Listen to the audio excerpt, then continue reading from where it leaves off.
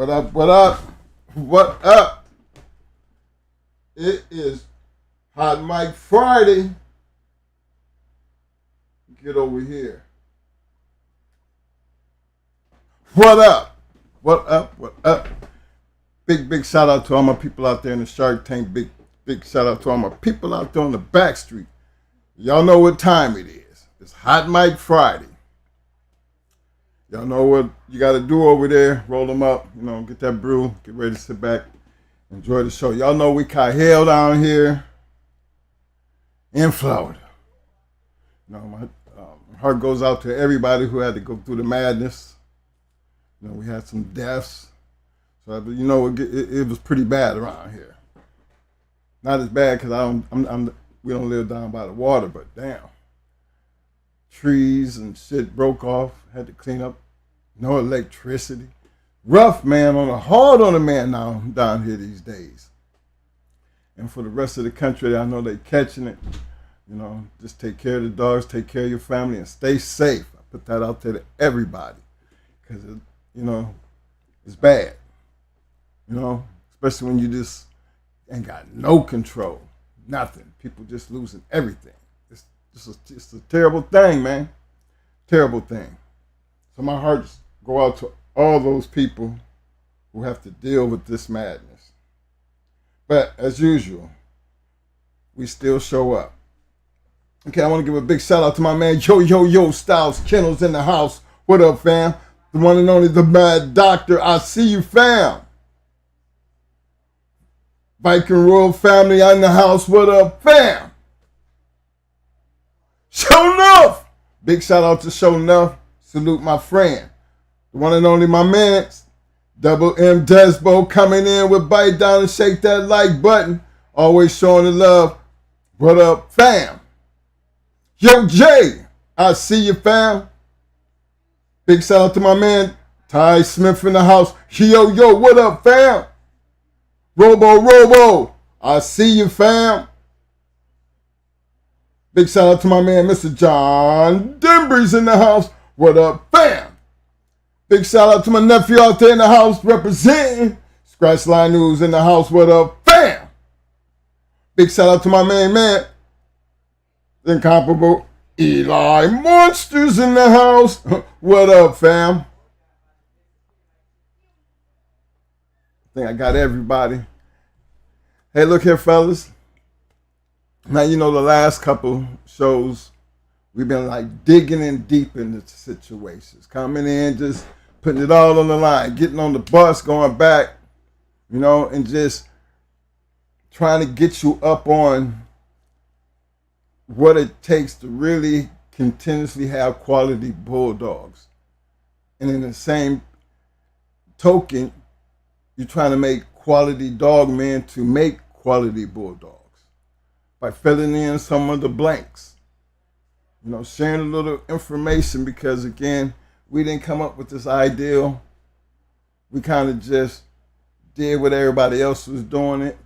But in the same token, trying to get you to understand how close and how much attention that we were paying based on what we were doing, based off of what everybody else successful was doing. Not just throwing names out there, but showing you their work and how that work continued to be spoken of in a high fashion even to this day. And just remember now, we still talk about Jeep, Red Boy, Yellow. Those names are going to change. They have to. Because time won't let them just continuously live on, because at some point everything changed. We still talk about Kobe dogs, Old Family Red Nose dogs.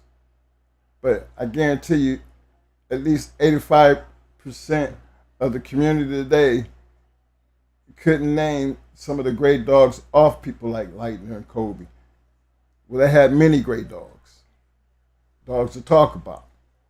Now, in that time period, those men were breeding up bulldogs based on their creations.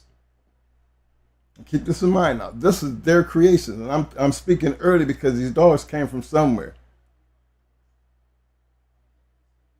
And the quality of the dogs progressed based on what these men were doing. History is going to show you that. Now, we all know Kobe fought dogs. Kobe bred dogs. Tudor fought dogs. Maurice. I mean, I can go down to, they checking their products back in the day. I'm just letting you know that right now. They were checking their products based on what they were putting together and doing. If you pay close attention to what I'm saying and then go look at Tudor. Let's go look at some of the shit and how Tudor was breeding. And Hansel and all the things that these men were doing to create the dogs that they were using. They wasn't just going on their own backyard and just throwing a whole bunch of shit together. Gotta remember the time period, what they're trying to create. They, Tudor to me did a great job when he started using Daibo the way he used Daibo. But if you notice, everything that was worthy of talking about that was coming off Daibo was a fighting dog. Now, did Tudor sell dogs? I don't know if Tudor sold dogs. I was always seen more of Tudor as putting this shit together and then putting them in the right people's hands to do what they was doing while he was doing what he was doing. Never looked at him like a puppy peddler because he was doing too much breeding to be out selling puppies when they were still at that point in time trying to create shit that they could use. You had other people selling Daibo shit that they got from Tudor or that came down off of something Tudor did. See, these people that you will see that have these dogs with these names, they're promoting the Tudor dog. Some people get away from the fact that, once you got the dog, all of a sudden you take the claim and fame, and that don't really work like that. Because the more fame that you get, the more you're giving the popularity to the person who actually created the madness. And a great example for me in that aspect was always Pat Patrick. Somebody who was breeding dogs, y'all. Don't hear much of him being in the box because he put his dogs in the right people's hands to get out there and see what kind of work he putting in. And he was playing his little chemistry roles in a lot of things. But check out what he was doing. Do we call Pat Patrick a puppy peddler? I mean, history now says we can't. Because if he was, he peddled some of the baddest damn dogs, coming through one man's hands. I put him up there up there with Boudreaux, Tudor, Kobe. I throw his name up there like that. But the thing is, you gotta understand what they were doing and why they were doing it at that time period. Pat wasn't really, he was a funny character, the story, there's enough out there on the man. But one thing you can't take from him is he was a great breeder. And can I say he was a puppy peddler? I don't know how other people look at it. But if you're selling a good product, the product, regardless of what other people go out there and do, they always going to find their way coming back to Pat because they're trying to get what this person got. But you got to look at how consistent Pat was to be able to stand up with time and handle, the product of the man. And what was really the product of the man at that time period? It was Pat Patrick dogs. And if you notice how them dogs left his yard and into what people's hands, before we had any reason to even talk about Pat. Because of the work he put in and the product he was presenting. They get the product show good. Guess what? You just bring more people back through him. For a while, Pat was able to handle the demand. If you look during a certain time period and the amount of dogs that Pat got his name behind and the things he was doing, is why I find it hard to be someone being considered a puppy peddler when you're creating a great product. And for those who people don't feel like their product ain't that good, that don't mean, they're no different than a Pat Patrick. Anybody who's doing anything with these dogs when it comes to the breeding program, you're supposed to love what you're doing. I mean, truly love what you're doing. You have that much confidence and faith in what you're doing. I don't take that away from nobody when it comes down to how you feel about what's on your yard. But we got to keep it, where it's at. You can believe all you want in your yard and how you choose to do it and how you choose to sell your dogs. That's never supposed to be an issue when it comes down to people saying that, he ain't nothing but a puppy peddler. But how can you peddle anything if people aren't buying?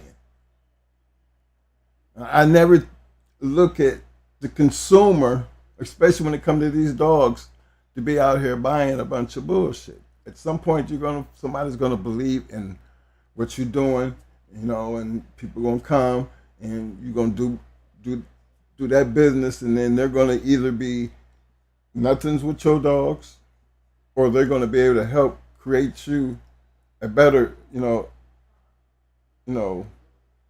more highlight based on what that dog has done for them. And if you do that enough, you'll have enough people with those type of dogs out there. That's why I don't believe in the puppy peddler thing, because, for me, Boudreaux, Tom, all of them could be considered puppy peddlers, but you got to understand, is a puppy peddler supposed to be a bad thing? Because regardless of how much we talk about Chico still creates a good product, because people are not going to buy bullshit. I mean, the consumer is always the one that's got to give you the money, regardless of who you are and how your breeding program and how you stud and you sell your dogs. That person has to want that product, and it's on them to make and do whatever they're going to do with it. Nowadays, people are a lot more careful. You should be a lot more careful about who gets your animals. And I only say that because, again, I'm not a true believer, and because I sell you a dog, you take your dog out there and you do something you ain't had no business, and all of a sudden he's back on me because they think I sold this dog to you based on fighting purposes. That's a catch-22 law, y'all, that they got in place to make y'all be careful about who you're selling your dogs to. But then, in the same token, you're asking another person to incriminate themselves when you have them start signing papers. Because papers, regardless if it's on a napkin between two individuals, it's considered a legal contract. And that just depends on how far you want to push it. So when I sit back and I look at the situation where people have to deal with selling their ideal, selling their creation, I feel like they have just as much to worry about as the people who are out there doing things they don't have no business doing. Because I've seen these cases where this stuff has come back to bite certain people, but then certain people it don't.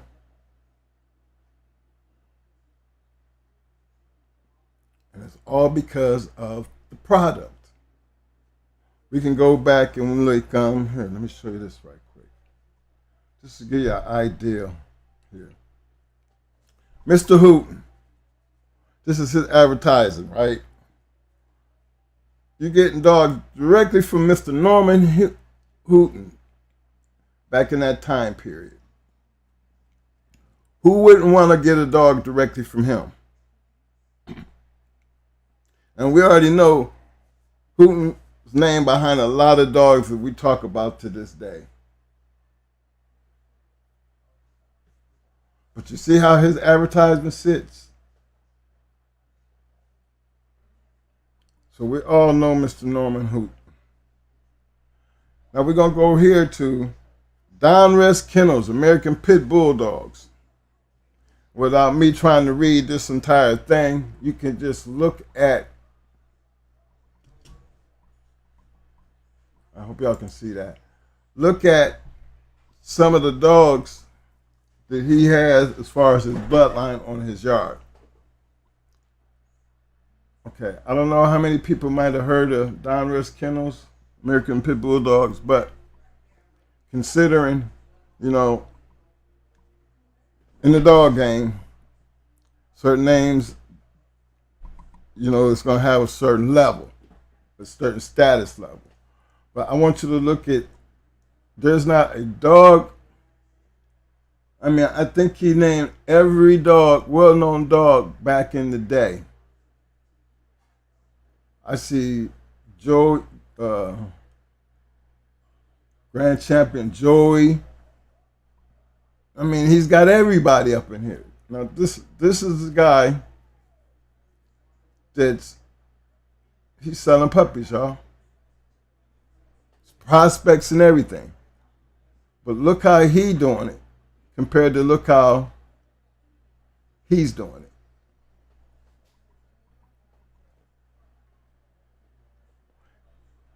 For this time period,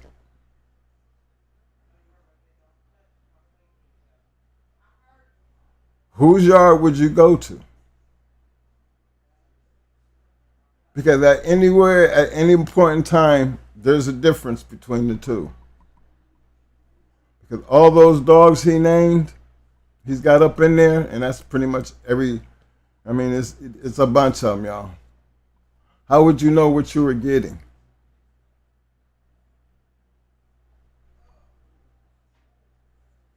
Would you call him a puppy peddler? I wouldn't, because he's actually trying to do what he said right there. Finest pups, prospects, brood stock. Trying to let you know. That's what he's trying to do. Now, I haven't heard of anything that he might have been able to produce or anything, but just the reason I bring it up, because when you start talking about people pushing puppies, the puppy peddler, you can't knock this man right here, because we know he's pushing puppies, because based on, without me having to sit here and read the article, and if anybody wanted to know, I got the article from Fat Bill's American Game Dog Times. I always say you need to get the book, page 42. And the reason I go over the advertising, because these are the people that back in the day, his flaw was pushing puppies and having dogs, but not really having the dogs. But you can tell, for the person who's really trying to look for a good dog, if you read this, there's not, and then you know these dogs, you would pretty much think that this guy has everything. But what would be the guarantee if you were going to spend your money to want something that he's going to have based on all of that? Compared to a man, same time period, that's all he put out there for his advertisement on this dog. What do y'all think? Because of the name, he wouldn't have no problem, because of during that time period, he had already had a bunch of good dogs out there. You don't have to say much. His reputation speaks for itself compared to this. Well, I'd say it. A lot to try to stand on. But do we hear anything about Don Rest Kennels, American Pit Bull dogs, based on all that he has there, that we can find them pop up like we see Hooten? Here, let's go down to another one. Hey, y'all, check this out while we just running by here. See that right there? Back in the day, that was a deal. Just to let y'all look out. Advertising steroids.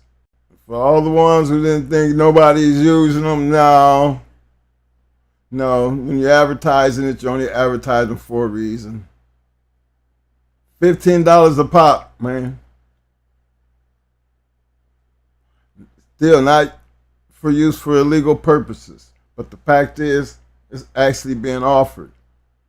It's like somebody buy it. I can't tell you. I don't want to be responsible for what they do. Once they do, they get it. They might stick it in their own ass. I don't know. But this is how open it was. Let me get down here right quick.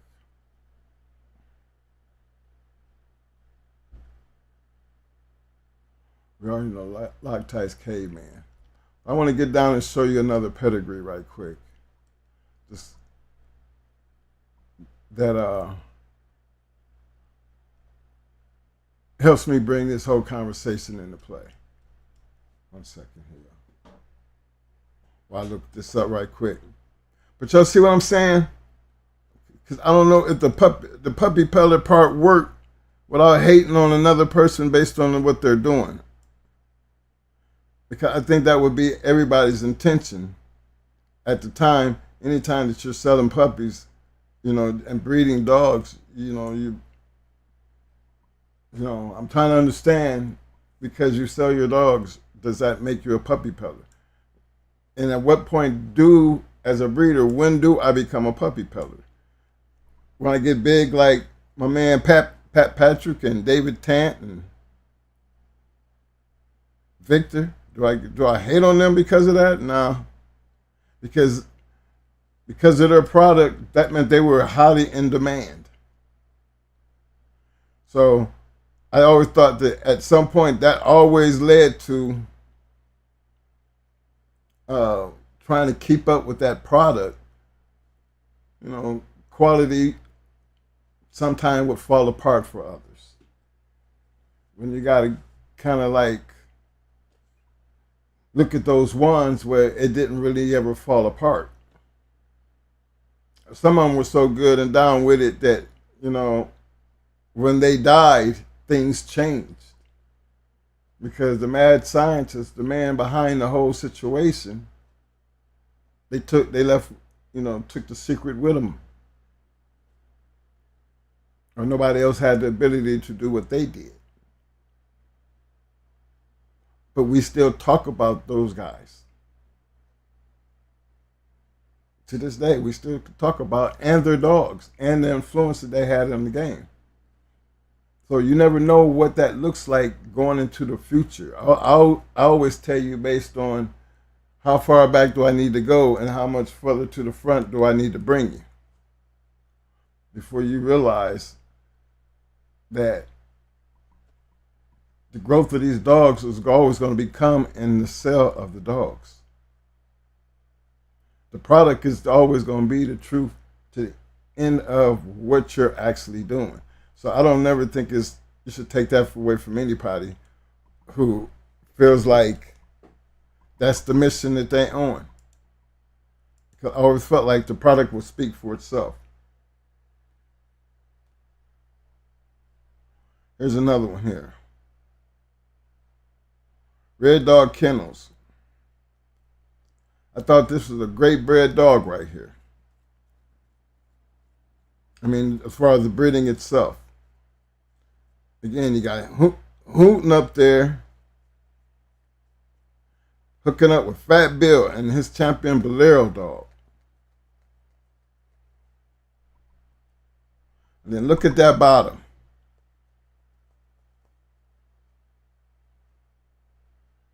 You know what I'm saying? $500. Look at the date. That was 1995, y'all. $500.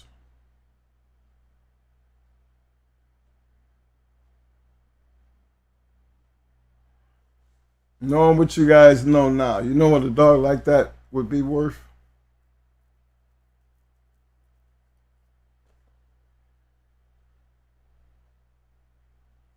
But this is one of the things that I'm trying to show you about the type of people. Who knows Red Dog Kennels? Who knows if Red Dog Kennels did anything with this shit he had? You know, I put that out to my audience because I'm thinking my audience is a very big audience. And I know I have some old schoolers in here. And I know this breed looks familiar to some of y'all. For those that it don't, there are some very great bred dogs in this pedigree. And we're talking about 1995.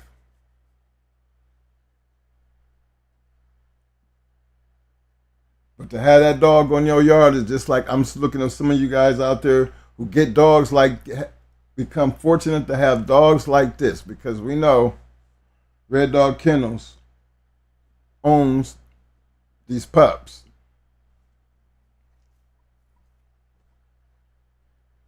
Based on that breeding alone,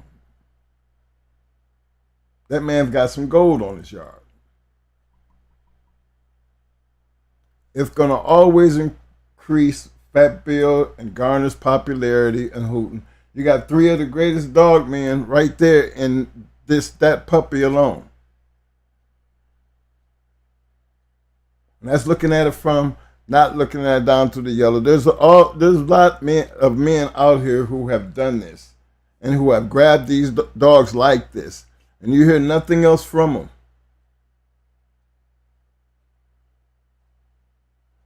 And I believe the reason behind that is because they're not trying to do what these guys here with Hooten and Fat Bill and Garner. Look at the way they did that. In order to make his shit anywhere near successful, I would think that he would do damn near the exact same thing that they did. Even if it was to go back and try to hook up something again with any one of them three. And yeah, and if I had these puppies with that mindset, I would actually try to emulate everything that they did and build a yard off of it. Because that's what the game is all about, making it yours. Because that's exactly what he was looking. I would be expecting him to do.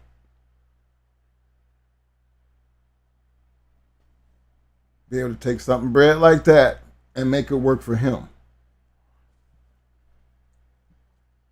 And I put that out there because this is for my newbies, some of the guys who get caught up in them conversations about, you know, somebody ain't nothing but a puppy peddler type of situation. And I'm always kind of I never was a fan of the puppy peddler thing because it's like you hating on somebody's dream or somebody's ideal. With these dogs, it's so much different than when you're hating on people, because people, you know, we got names for like the gold diggers and all that other kind of shit. They have their meanings. But when you're dealing with a puppy peddler, what is the actual meaning? Because to me, anybody who peddles puppies, as you would put it, it just would not work unless they had something worthy of peddling. And most good product is going to move. And does that make that the meaning of puppy peddling? And what's wrong with that? You know what I'm saying? I'm just trying to pick out, you get in your bag because your product good, then, you know, you're as good as you keep your product going. because the minute it fall off, it's off to the next thing. But you notice the people that I'm kind of show you is these we still talk about hooting and Fat Bill and Garner Dog to this day. I mean, we in 2024. This was way back in 1995. Just imagine if you in this time period having a great dog bred like that, something that is going to stick out like that, because this is old. These dogs that you see in this pedigree, you might not know half the ones in there, but then pay attention to the names, and if you really wanted to find out, the names will speak for itself, and you would see just how great a breeding this was. And for this guy to have it on his yard, what it's a matter of what he did with it. The popularity of all that, comes down to the area, the people. Were the dogs any good? Those things are out there if you really want to go know. But it's not like it's an everyday type of situation. Maybe people from the area might have a little bit about the dogs, or maybe they did produce a good dog. But see, when you're dealing with this community and you into these dogs, like the people I notice into these dogs, because there's a lot of views and a lot of people who are into all these dog videos. So the reality of it to me is, the more you know about it, the better you can have an understanding of what we're actually talking about sometimes. Because that's the seriousness of, you have a bulldog, or why would you be in a bulldog channel? You have a mission, you have a goal that you want to do with this bulldog. So for me to sit in front of the camera, I can only tell you about the things that we know. And we make it no secret. That's why we get on the bus. But in the same token, we do understand what it is to breed dogs. And I don't never felt like we ever had to peddle puppies, because we were not open to the public. So to peddle a bunch of puppies is something we wouldn't know nothing about. But even if we had chose to do that, what would have been wrong? At what point would we have been looked at as nothing but puppy peddlers? I wonder how that's possible when you got to keep up with the demand. And some of the most great breeders out here, they kept up with the demand based on the product that they were producing. That's supposed to be your goal as a breeder, moving in that direction with that same type of want. And I'm only speaking because I'm thinking that, you breeding dogs and you doing it for a purpose, because you love these dogs and you want to create a better dog regardless of what you're trying to breed for. The dog, to me, is always going to speak for itself. And as long as you got a good product, I wouldn't care if you sold 1,000 puppies. The thing is, you got to remember what got them people coming to you. The quality of your dogs. The good ones, the great ones who have done this and became successful, they never got away from the quality, fellas. They never got away from the quality. So, understanding that and looking at a dog like this, starting out on your yard, knowing what's in it. Just want to run that so y'all can just see this, because to me, this is what the kind of stuff that I be thinking, that if I was going to start my yard on something, this is the way I would do it. This is what it would look like. A dog like that. Now, what I did with it from that point on, that was what, page 42. Hold on. Before I decided to do whatever I wanted to do, I would start with that point right there. Let me see, not that one. Let me see here.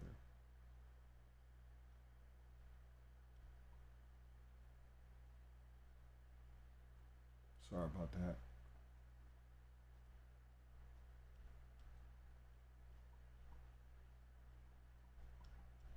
But yeah, I I be talking to Mo because he be dealing with these Malinois puppies, and he had 12 puppies. Mo ain't never been one to be like getting rid of dogs. He just got stuck in a situation where he's got 12 Malinois puppies, and he's trying to make sure they all get in the right hands. Yeah, I'll get back to that one right there. But y'all remember the pedigree I was talking about. I can't seem to find it. I ain't trying to keep spending a bunch of time on it, but y'all know what kind of dog I'm talking about. So I was asking Mo about trying to get rid of the dogs. Is he going to run an ad? How are you going to try to get rid of these dogs and knowing that these were high intensity dogs? And Mo do what he usually do. He gives them to family and friends, people that he knows that they can come by with these dogs. And I think out of the 12 dogs, I think Mo only sold maybe five or six. The rest I know went to kind of like friends and family members. So, and he ain't looking to do that again. That's another thing. He just wasn't looking to do that again. So, I feel y'all pain when it comes to dealing with a whole, all them litters of puppies. I remember back when we were doing it, and we used to have, I think it was 7, 8 pens, and all of them was full puppies. And we raised up to where we had 80 dogs on the farm. 80. They all might have looked alike, but the fact was, even when it came down to moving them 40, didn't have no problems because, again, you had the right people getting the right dogs. And that definitely helped because in the long run, like old man Mr. Jackson, he had Bucko. He loved Bucko until the day Bucko died, and he said Bucko lived to be an old dog. But you can go out and just find Bucko in a couple people's papers. And the only reason that you would find Bucko because people knew the man had Bucko. And they felt like they could get a breeding that way, being that we weren't open for stud. We wasn't doing it. But we told him about Bucko, and before you know it, he was studying out old Bucko. Never knew if he kept a litter or not for himself. But I know from a man who went from just having a bulldog to just actually studying out that bulldog, he fell in love. I mean, he was already in love with the dog, but that dog brought that to his life. That he talked about it. Let us know how much he loved that dog. But he wasn't a puppy breeder. He did a lot of studying out. Never would take care of puppies, but the opportunity was there. He never said no. He would always, he would call and, hey, do you know this guy? Like I think you're supposed to do, especially if somebody say how you found him. How you find me? Twin told me, and okay, he would always, because generally that's what we do. Hey man, people, because that's how it actually got started. But once he put it out there, we told him. Now it's out there, people are gonna know, and he took our advice, and he loved that dog till the day that dog died. So I am one to believe that if you wasn't a breeder, having it and seeing the the opportunity to make a name for this dog, because we wouldn't even be talking about Bucko if he didn't stop and take and do what he did. Bucko would have just been his house pet. But then to be able to see Bucko out there and producing winners, it was kind of like, wow. Never seen that coming from the old man. And like you said, I wasn't doing it but studying him out. Like you said. So, he's still a breeder to me. But he was breeding with purpose because, again, he had a good dog. And the only way that you could get to him was we were always going to make sure that the right person got in contact with him. To where he know, yeah, it's okay to do that. That's a good breeding. See, that works. That's working hand in hand. You know where it's at. Hey, you know, you set a person up and everybody turn out good. And this, again, why did people continuously come back to Mr. Jackson? Because they got around and Mr. Jackson had a good stud dog over there off of this stuff right here. I didn't have to go to Twin and them because Twin and them ain't doing that. Twin and them ain't doing nothing. But Twin turned me on to him. Made him a breeder. He ain't raised no puppies. So that was the funny thing about it. He was a breeder, but he didn't raise puppies. So that was just one of them things that I be talking about. What if he decided to sell, 100 puppies?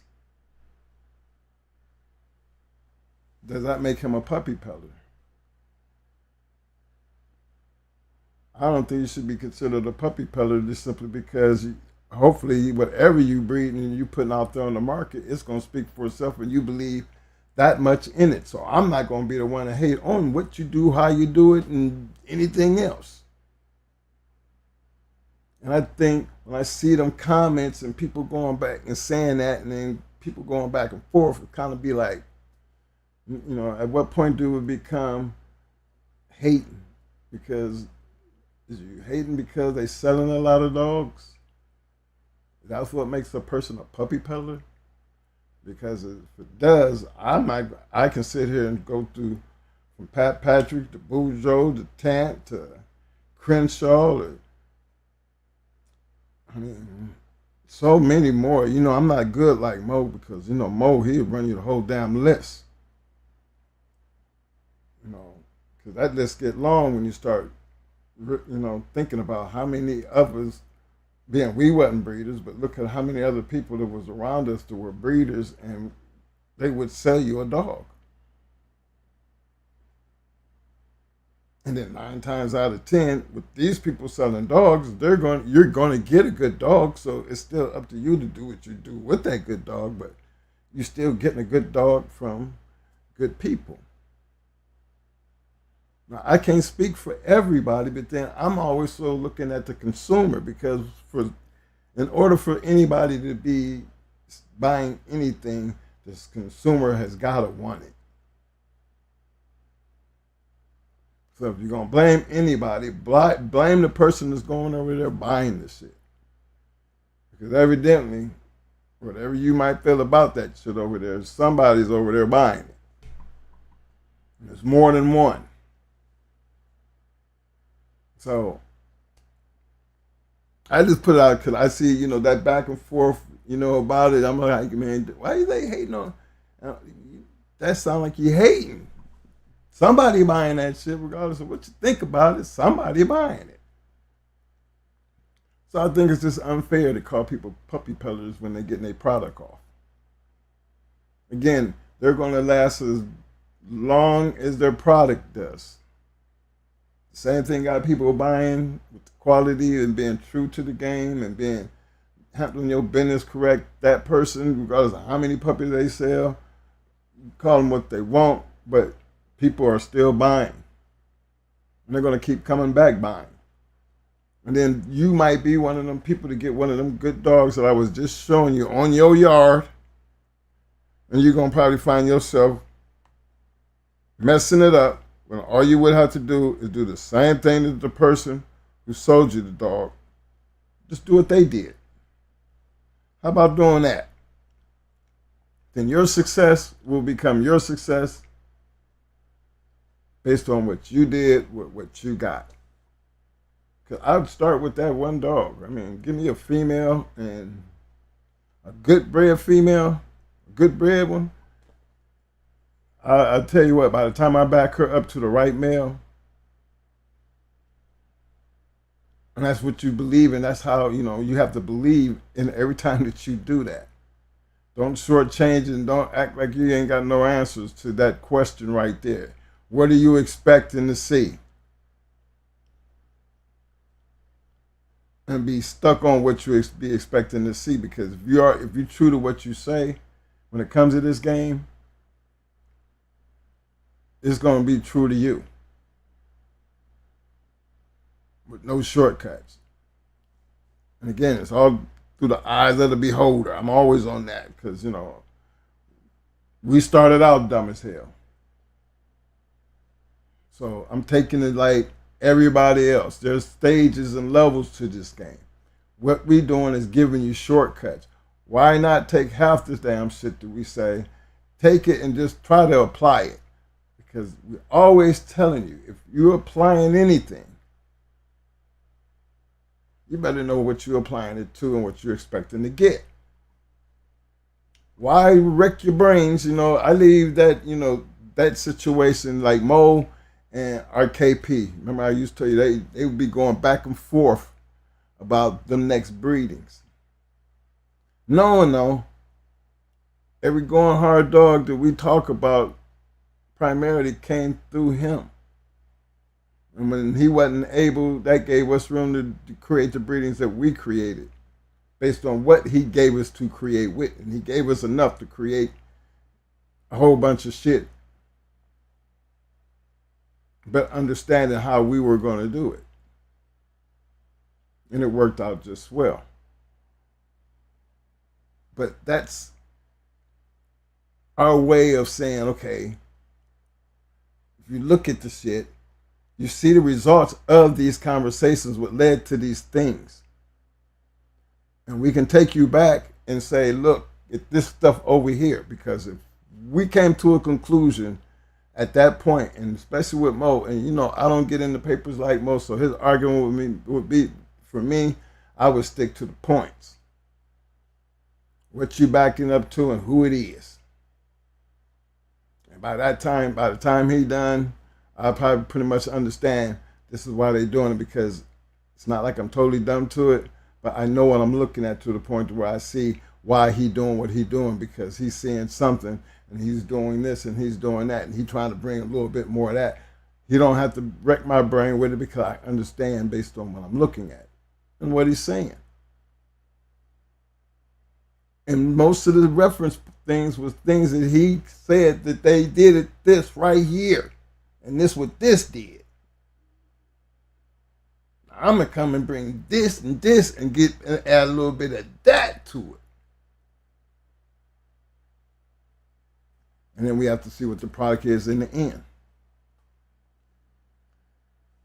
Some people believe in their product to be able to do what they choose to do with it at whatever cost they choose to do it for.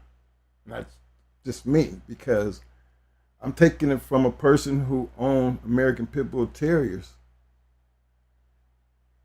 knowing that we weren't really into selling to the public. But even if we chose to, at what point does that make us puppy peddlers? Because now we just sit back and breed dogs and sell them. The quality of the dog is still there, then damn right. And that's why I sometimes, I sit back and I watch Tom. Remember, considering I met the man personally and actually had a chance to actually talk to him. Regardless of what, Tom had the ability to take good dogs and create a support to where he can consistently step up his game because he's dealing with his own sperm bank. He's doing all these things. So he took the game to a different level. And to understand his success, you would have to look at the dogs that he has because, again, Tom is a breeder. But over the years, Tom has been able to create good bulldogs. Even back in 1995. Consistency. Quality product pays dividends.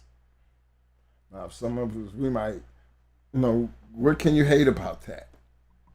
I've had a friend who spent, I think Mo told you, I think 25 grand with Tom.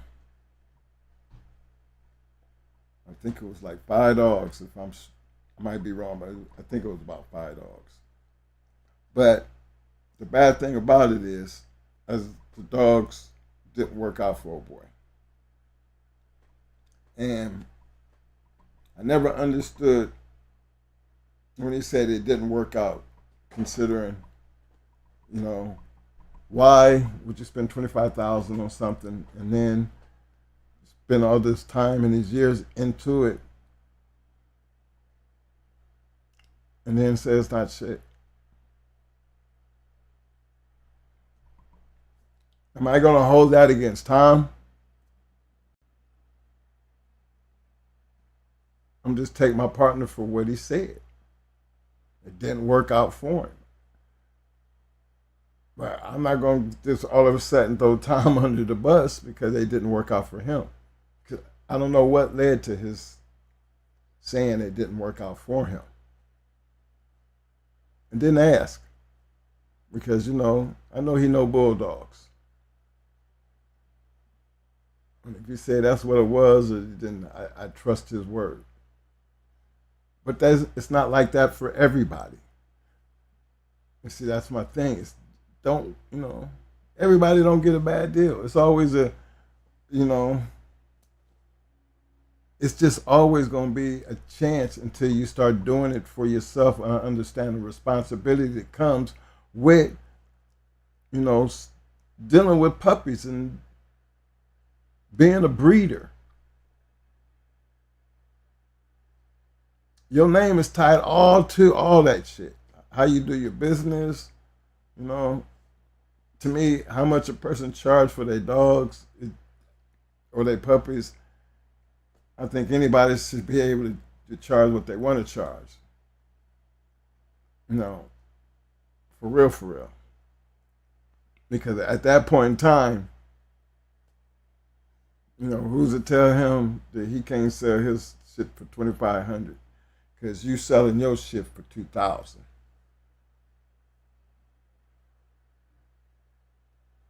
That's still going to be up to the consumer to decide whatever they choose to pay. You know what I mean? I think Victor was another good example of, in the very beginning, remember, this is how we got a chance to breed the Mayday, and I'm pretty sure a lot of things was going on at that time because, Luke Kane and Brat, they were the first two, but the other ones, they were just hitting the ground. I mean, I've seen Barracuda and Twisted. We've seen a lot of them, put it like that for me. But you start looking at the results of that shit, and look how long that shit been around. And I always say, what's the quickest way to get into that process is to go back and do exactly what they did. Because when they did it, they had no idea that it was going to turn out the way it was. And I can say the same thing about Tony and Stone City. I was there. We knew them right after Buck had won Yellow Buckets won his grand championship. I think in one of Mo's letters, he, one of his, when we had the website, and he used to write his little publication in the yard. He had wrote about that whole situation based on we done met him. We down there with the dogs, Nico and all them. Spend a week with them, get it inside their head, and then walk and leave with dogs.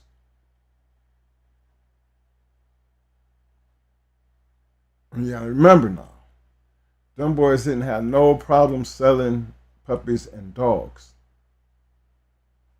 The thing was, what they did sell was a good product. And in the end,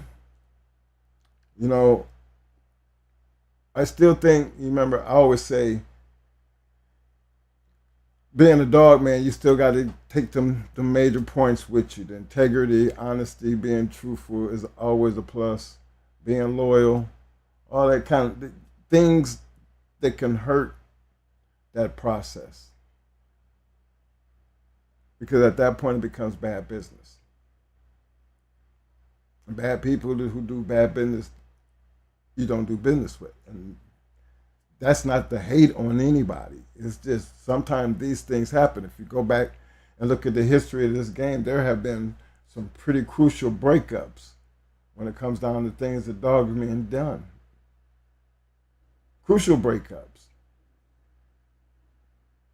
So that process of being a breeder alone, dealing with puppies, can be a confusion based on the business transaction that leads to it. I'm always saying puppy peddlers, they don't fit into that conversation simply because in order to be peddling anything, somebody got to be buying it.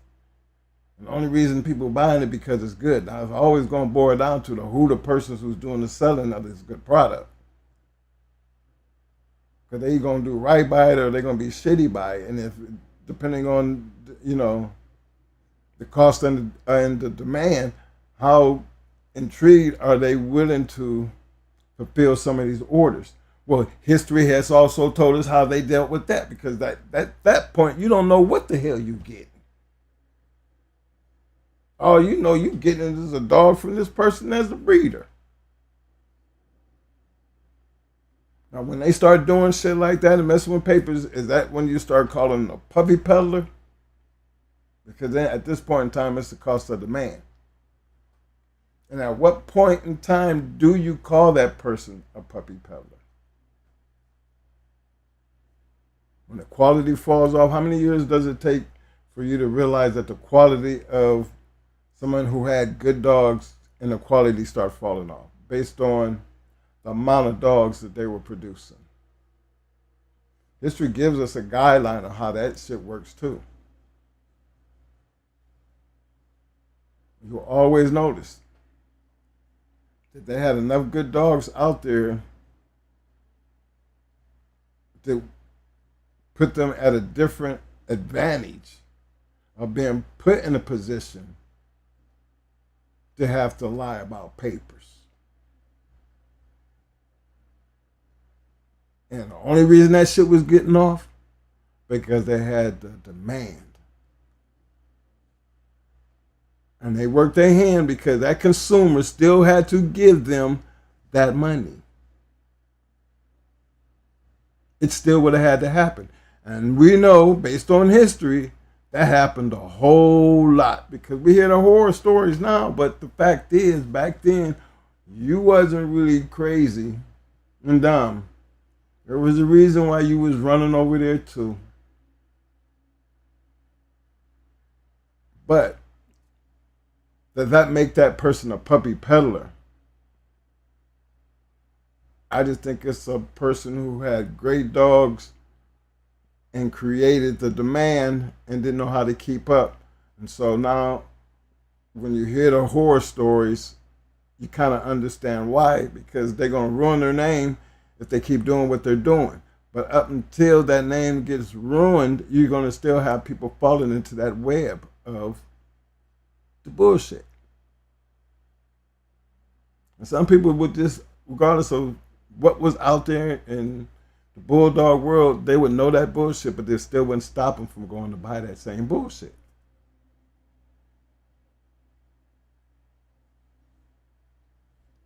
Still can't call the man a puppy peddler when you have the cost and the demand from the consumers. They're probably doing the best they can to keep up because they don't know how to say no. Don't know, while it's dead to do, they trying to get it. I'm not looking at that as a bad thing based on that journey, what happens when you have a good product. The bad thing that happens is, can you keep a quality good product to deal with the demand of people who want it? And for dogs, you got to understand why some of these men had 100, 150, 200 dogs on the yard. There got to be a reason. And most of the time, they got the puppy mill rolling. But they didn't get like that by selling bullshit dogs. Most of the great ones who were able to do that, you will see. History will show you. I don't have to talk shit for them. Just go check your history. History will show you. They did have good dogs. A lot of great dogs. And then you know the names are the names become so familiar.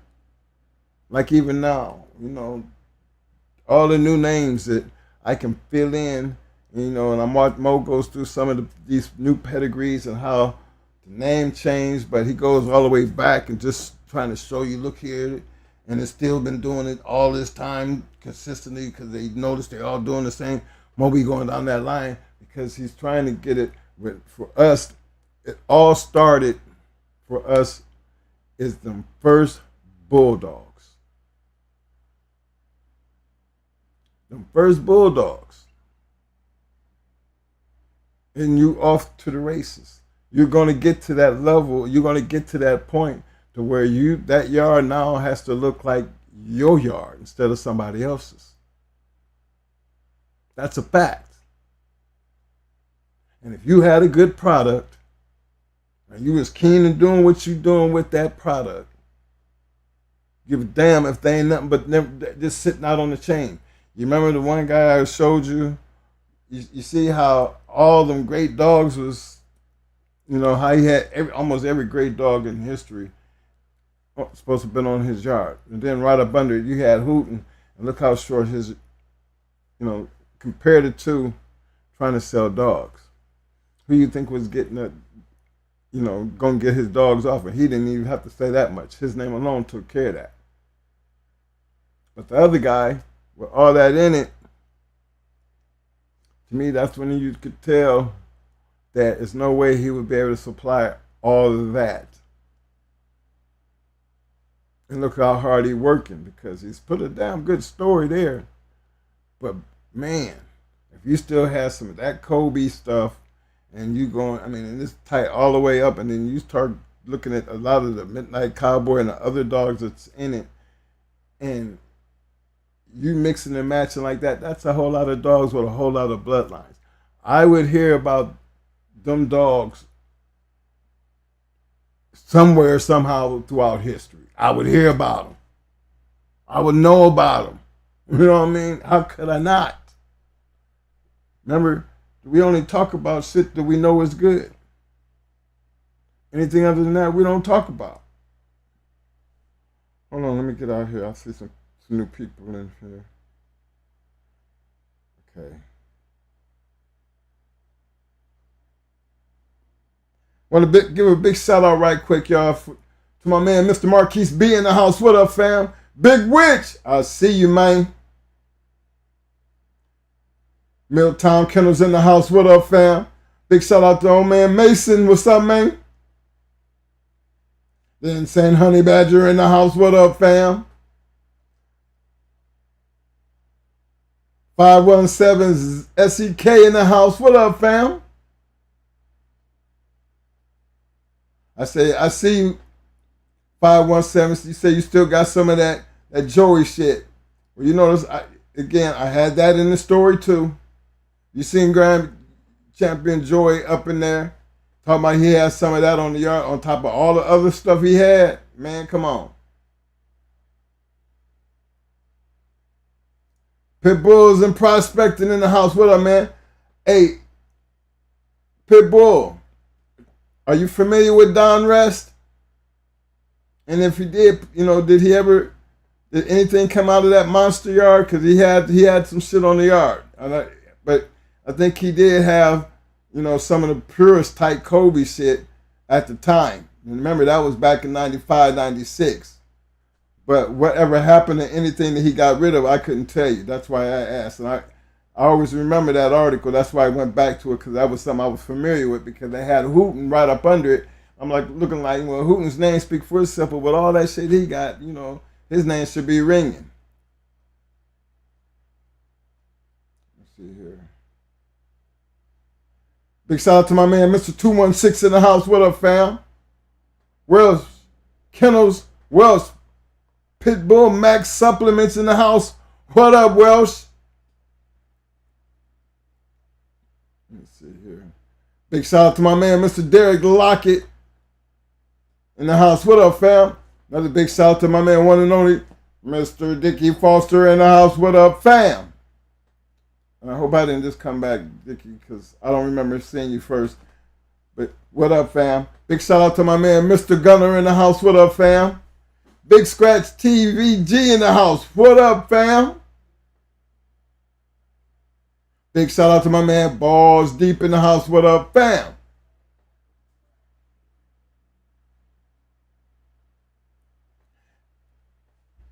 Hold on a minute.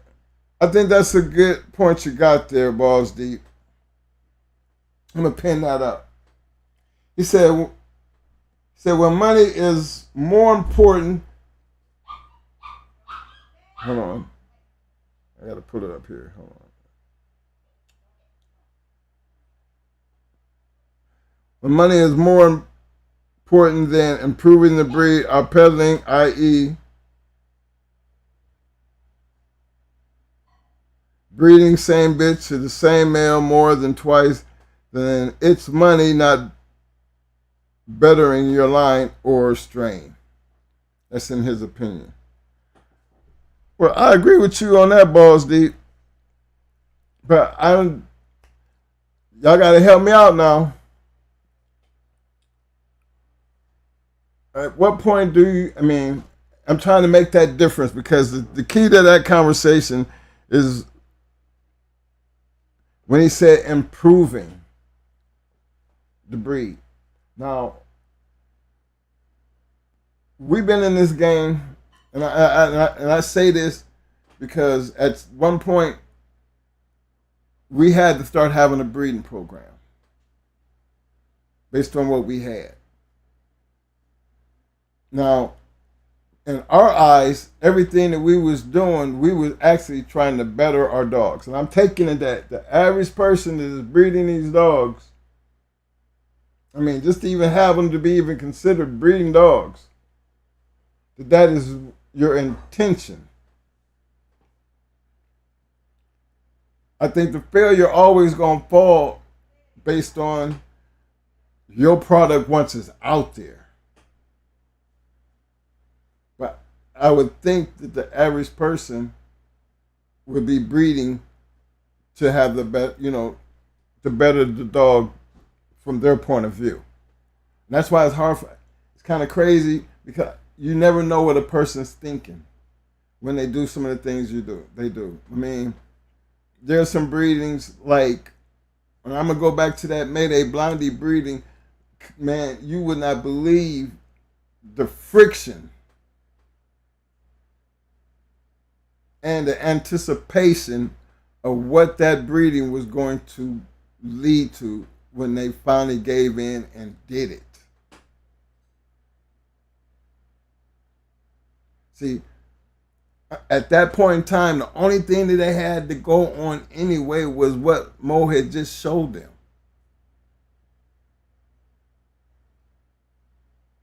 That had to have made them come to agreement for that to even happen, simply because of what they might have just seen. And it was time to let's just see. And then when you do it, you have to wait to see the outcome of what it actually did. And no, that didn't happen overnight, people.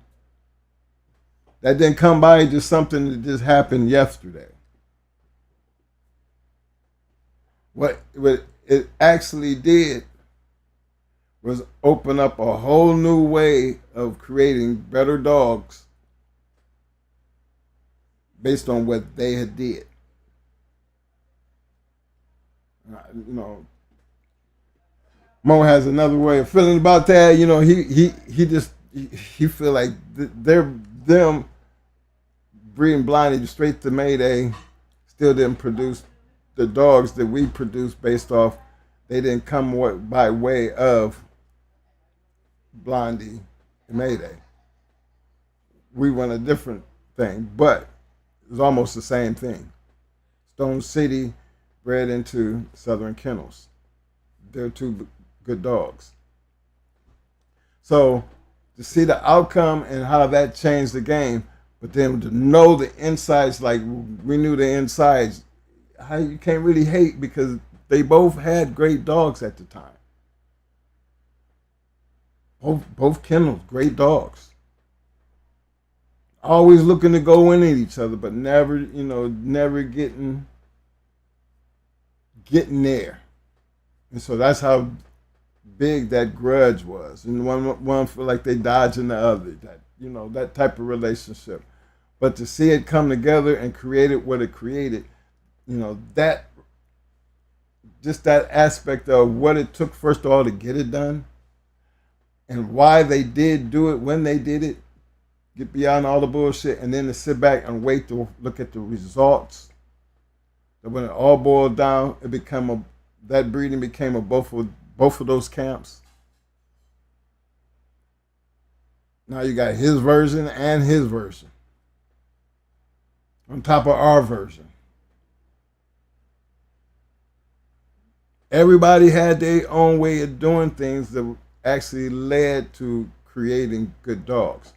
But you got to also look at the same people I'm talking about, because outside of us, both of them kennels peddled the shit out of some dogs. Sometimes I would even think sketchy, because of the demand that Victor had to keep up with based on some of them breedings, man. Even down to Stone City. Remember, that's how we fell out. And a lot of them dogs off of that Jesse James dog at Stone City, I always had question about that based on the argument that him and Mo had. And for me, that was right there. That's I see some shit in the game, and I trust my brother, then we got a problem. And just think about all the other people who got caught up in that.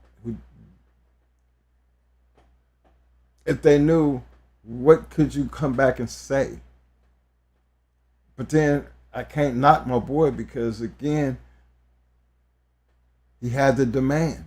He had to do something. But you're not gonna do it to us. That's what I was thinking.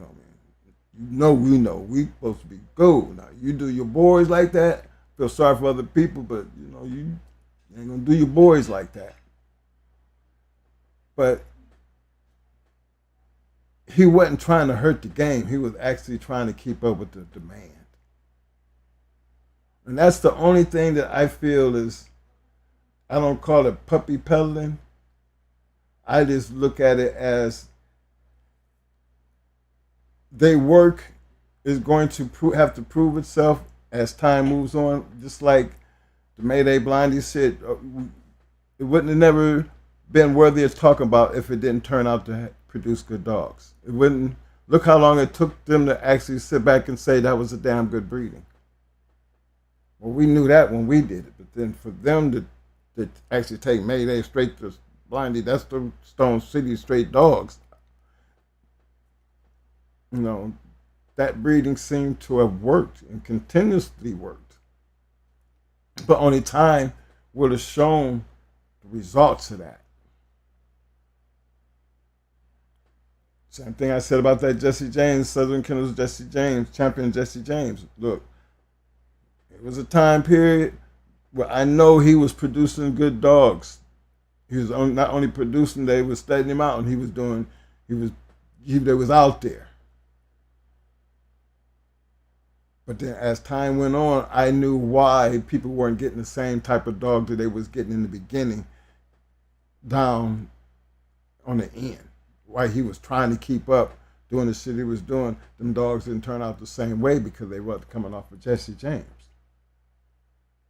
And it showed. And he knew it. He felt the wrath of what had happened. You know, when that kind of shit happens, it put a bad taste on Southern Kennels. And not Southern Kennels, let me take that back. It wasn't Southern Kennels. It was Stone City, who had champion Jesse James. And when he started doing that, it took time for that to turn out. The dogs in the beginning off of him is not like the dogs, you know, a couple years after. Well, actually, the year that Mo bred to him, there was a litter that he was selling at the time. I remember that correctly. Mo seen that litter. And then when he done bred to Jesse twice, he was like, well, Jesse came and told him the truth, what the deal was. Then, how was you selling these puppies right here as Jesse James puppies?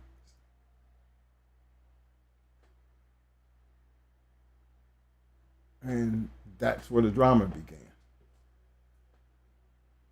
Because, you know, you used your boy and everything. You done took my money. And you know this. Now you're on the spot. And this is how it's going down. Yep, you got a problem. But to me, that hurt them. Because not only did our little thing break up our kind of friendship, but I'm pretty sure based on what they did, you know, that hurt him a little bit.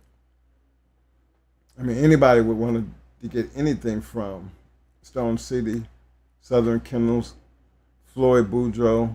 Hell, Kobe was still alive. I would get it from him. I wouldn't get nothing from the kids because the kids, they just dog walked it, you know.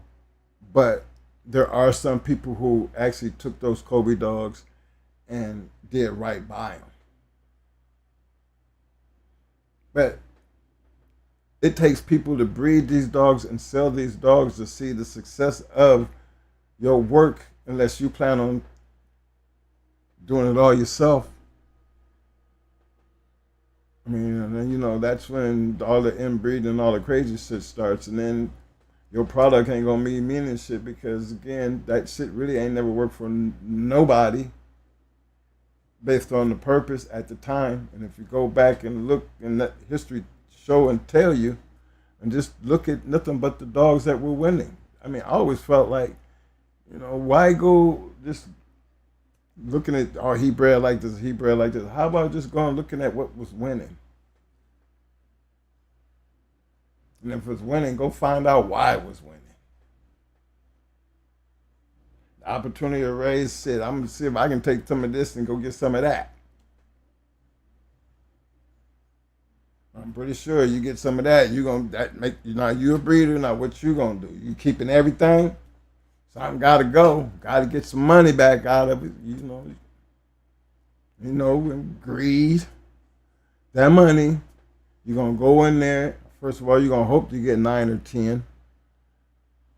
You know, that's when you know the dollar signs start cashing in. But the thing is, amongst that litter right there, 8 or 9, 9 or 10, you got to be able to, you want to keep 2. That means there's 8 that's got to go.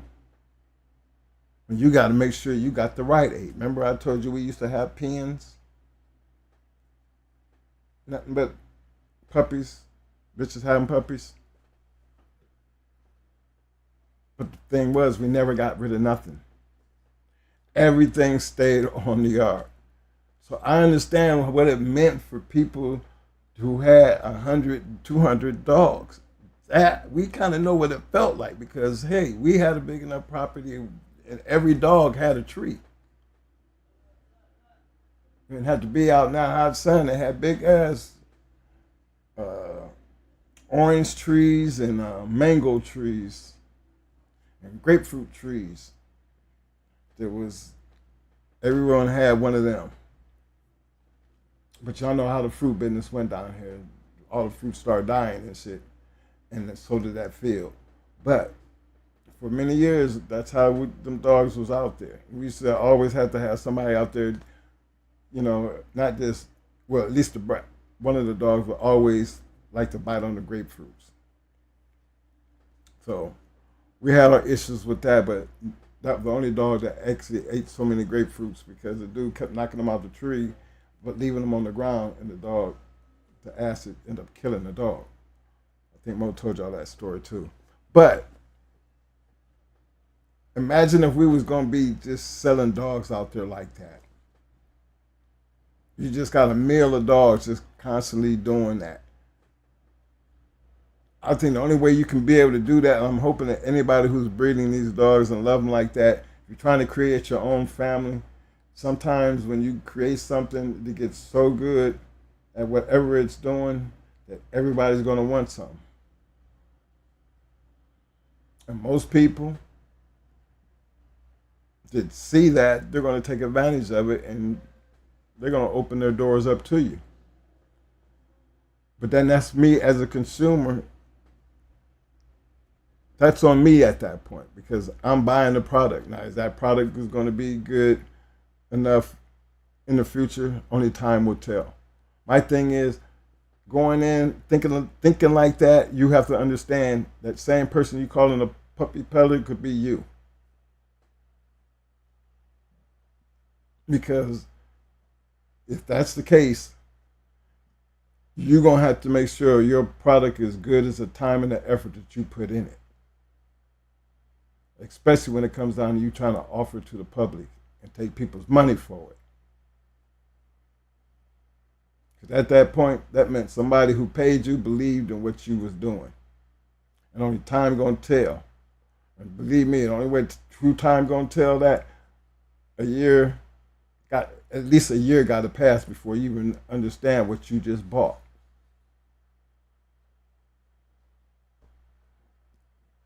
You might find all types of defects, skin issues, all types of shit that you don't know nothing about, but your money is gone. That's the product.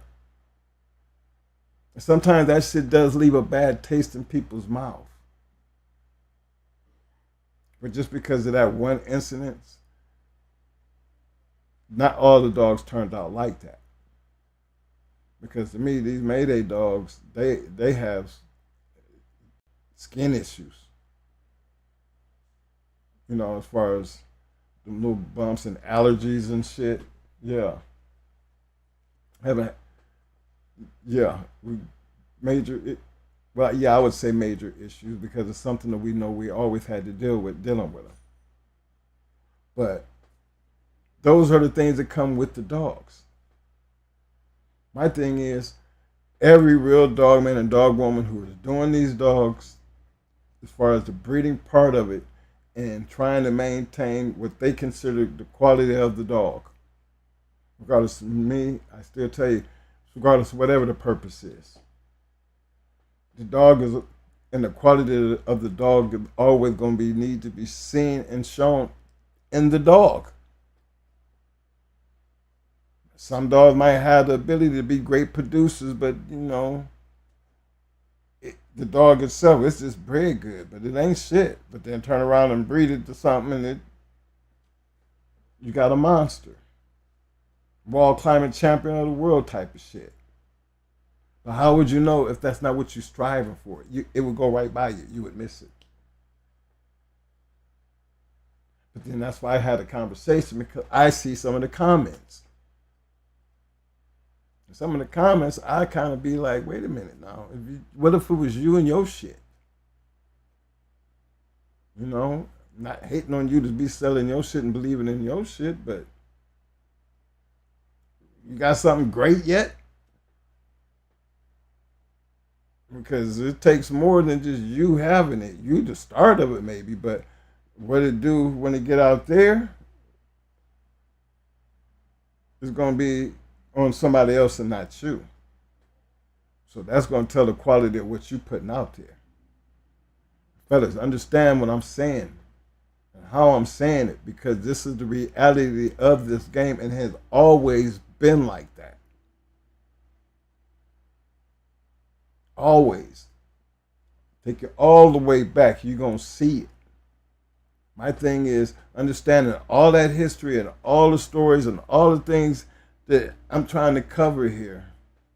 It's still going to boil down to which one you're trying to be. Don't knock the man who got to keep up with the demand. I always felt like when the demand got there, and for me, when the demand got there, I'd up the price before I let it affect the quality of the dogs. If you buy them in at $2,500, then you want to still keep getting quality. I mean, I'm going to have to keep my breeding program the way I got it. I'm not increasing shit. I got 2, 3 of these, 4 of these bitches coming in heat over a certain time, twice time of the year. Everything going to be picked out.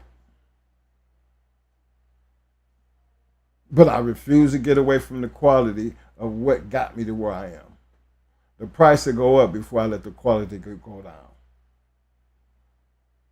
And if they want it, they'll buy it at $3,000. Hell, they was already buying it too fast at $25,000. Now we're up to $3,000 because, again, the demand is there. And if you really want it bad enough, this is what it's going to be. But we ain't changing up the quality of what we're doing. It's going to be what we say it's going to be. And believe me,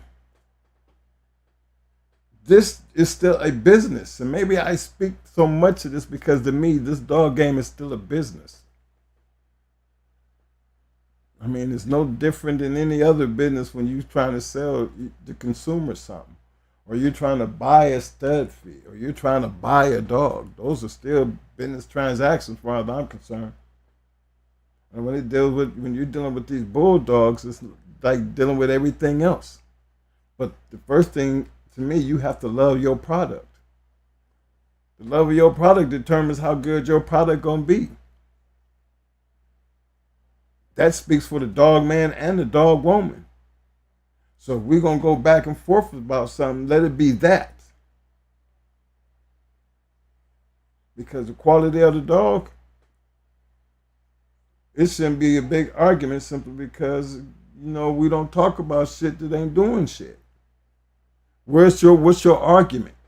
Where is your argument? I mean, we all know breed this, breed that, the way it is. I told y'all, when y'all make certain breedings, you don't know what that shit's going to be like. You got to at least give it a year. Just to see if they make it that far to even know what their attitudes is like. Look how much time has passed when you really got to see what you're dealing with. Because how you ever going to know if it's a good producer? I see some guys jumping in trying to tell me they breed them in 9 months and all the other shit. I mean, if you feel like doing dogs like that and you're doing it for a purpose, I'm just saying that because if it's the money, that takes you back to what Balls Deep was saying. If it's about the money. And to me, my conversation was real dog man, real dog woman. To be a real dog man and a real dog woman, you got to love you got to love these dogs. Remember, because I don't make excuses what's supposed to be, mandatory. Because I think that's one of them standards that's supposed to be mandatory. We shouldn't be thinking about if a person is doing it for the money and then still put them in the same line as a real dog person. Because most of them type of people, you gotta understand, in order for them to be any issue, that means people have to literally be buying shit from them. We true enough, we got a lot of, people have a tendency of, buying shit. Like used cars, man, got that bag. You got that gab like a used carsman. That's the person that got that gab to talk you into shit.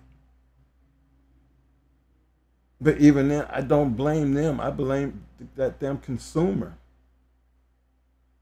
And if people get taken advantage of because they, the lack of knowledge, then, you can't really hate on the consumer.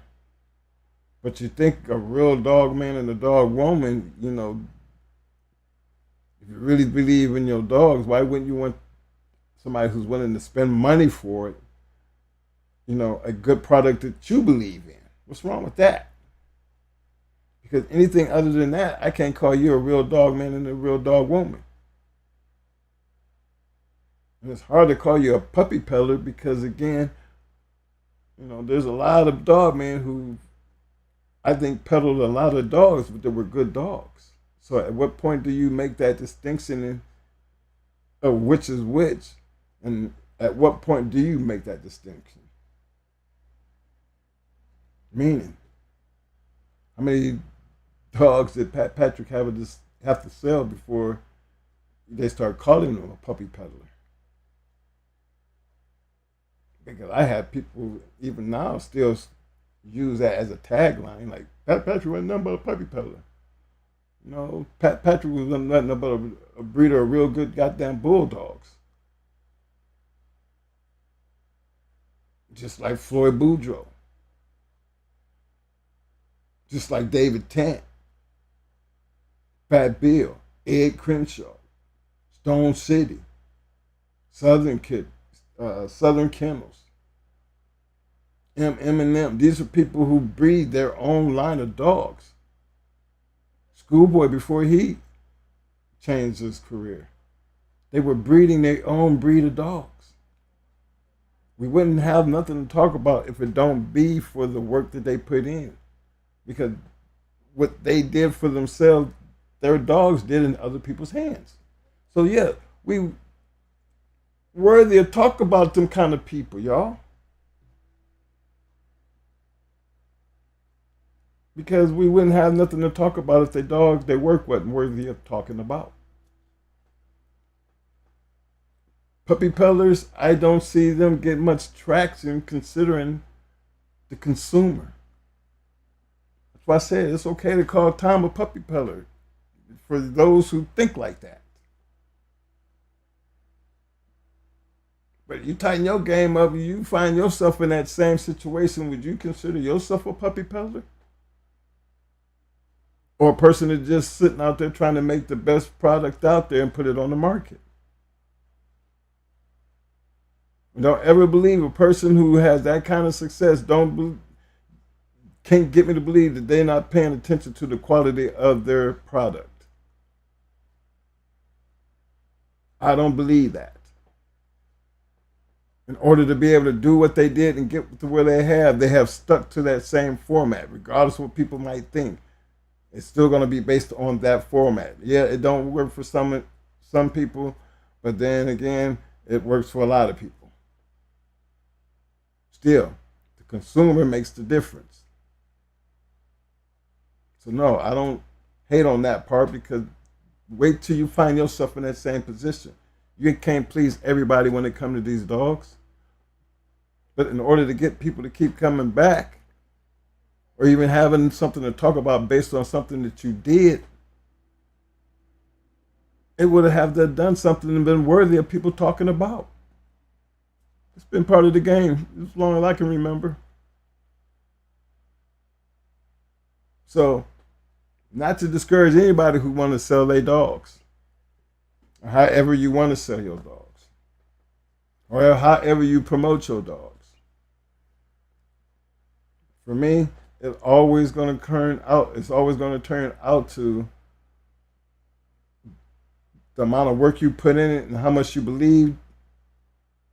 But the fact of the matter is, in order for it to even be worthy of talking about, it's got to fit those standards. Give me a reason to talk about it. I guarantee you, you get a couple reasons over a certain time period, to where you get a lot of reasons why. Ask Floyd. Ask Pat Patrick. Ask David Tant. Ed Crenshaw. These are men that I knew sold a lot of dogs. A lot of bullshit came with them, but it never stopped the consumer. Because a whole lot of good that were made people look beyond the bad. My thing is, how many of you can get to that point to where it don't matter? That's where I don't get into the puppy peddling shit. Because if you actually selling puppies, that you don't give nothing, you just selling puppies, I feel sorry for the person just buying them. Because in the long run, that right there is never going to outlast good. When it's good, it's always going to be something worthy of talking about. History long gone, but it was good enough that we can talk about it. Bullshit don't stick around like that. That's why when we see these conversations, you kind of look at, they're not, it's always two sides of every story. But until you've been in that situation and understand what comes along with some of them comments and some of them stories, because maybe you have never been in that position or understand what it takes to even be in that position, you wouldn't understand. Because it's easy to sit back and talk about it if you have never done it. So I always take my hat off to people who were willing to at least do it with the thought in mind that they're trying to create a better dog. They way. And nothing wrong with standing behind your product. I'm all for it. Do what you do. Train it up the way you train it up. The reality is, based on what you do and how you do it, the minute you start putting your stamp on it is the minute you are like certifying it based on the quality of your work. Bullshit work don't last long, I'm telling you. Good work, you're going to have one more problem, and that is being able to deal with the cost and the demand. Would you be willing to give up the cost because of demand for the quality, to maintain the quality? Or would you prefer to keep the cost up and say, damn the demand? Damn the quality. I'm going to give them, they coming to buy a bulldog. Yeah, that one there off of so-and-so. You don't know, but you're trusting that name. You're trusting the person you're doing business with. See, the old school used to do that shit, Maurice and them, but I kind of understood why they was doing it, because again, when you're moving that many dogs, you don't want somebody else to be out there, shortcutting you and spoiling your work based on their way of trying to do some shit, and they're nothing like you. And then knowing this has been like this, and all the great ones have been accused of doing it, I understand why. But the thing is, when it's all said and done, regardless of how the damn shit was supposed to have been done, what did the product turn out like? Because that's what mattered to me.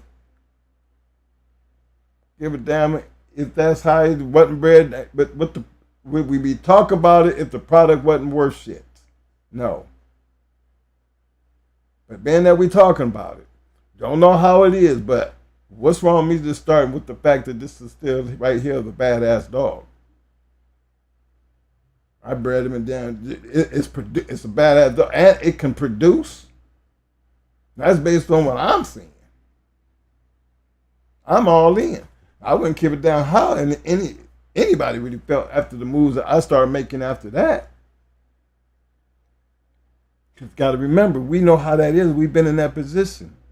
Look at, we bred nothing but champions and grand champions. So what was we thinking? What were they thinking when they were, let's do this? Twin just going out to trying to make something to go sell? No, Twin was actually trying to make a damn better ass bulldog. To complement what we already had. You can actually sell dogs with that same mind frame, because when it's, in the end, it's going to be based off the breeding itself and the quality of what you actually did. And that's standing on it. I mean, that's just business, and that's the mind frame that I talk about when I'm talking to real dog men and dog women who breed dogs, sell puppies, charge stud fees. That's part of the business to me. The back and forth and what another man do and how he run his business. If you run a shitty business, people gonna talk anyway. Most of the time when you shitty business catches up with you, because don't nobody want to do business with you. So that's hurt your bag right there. Nobody wants to get their bag hurt. So I'm taking it that a lot of the confusion when it comes to who do and how do, I think the real dog people, either real dog men and women, they don't really care about all that. They don't.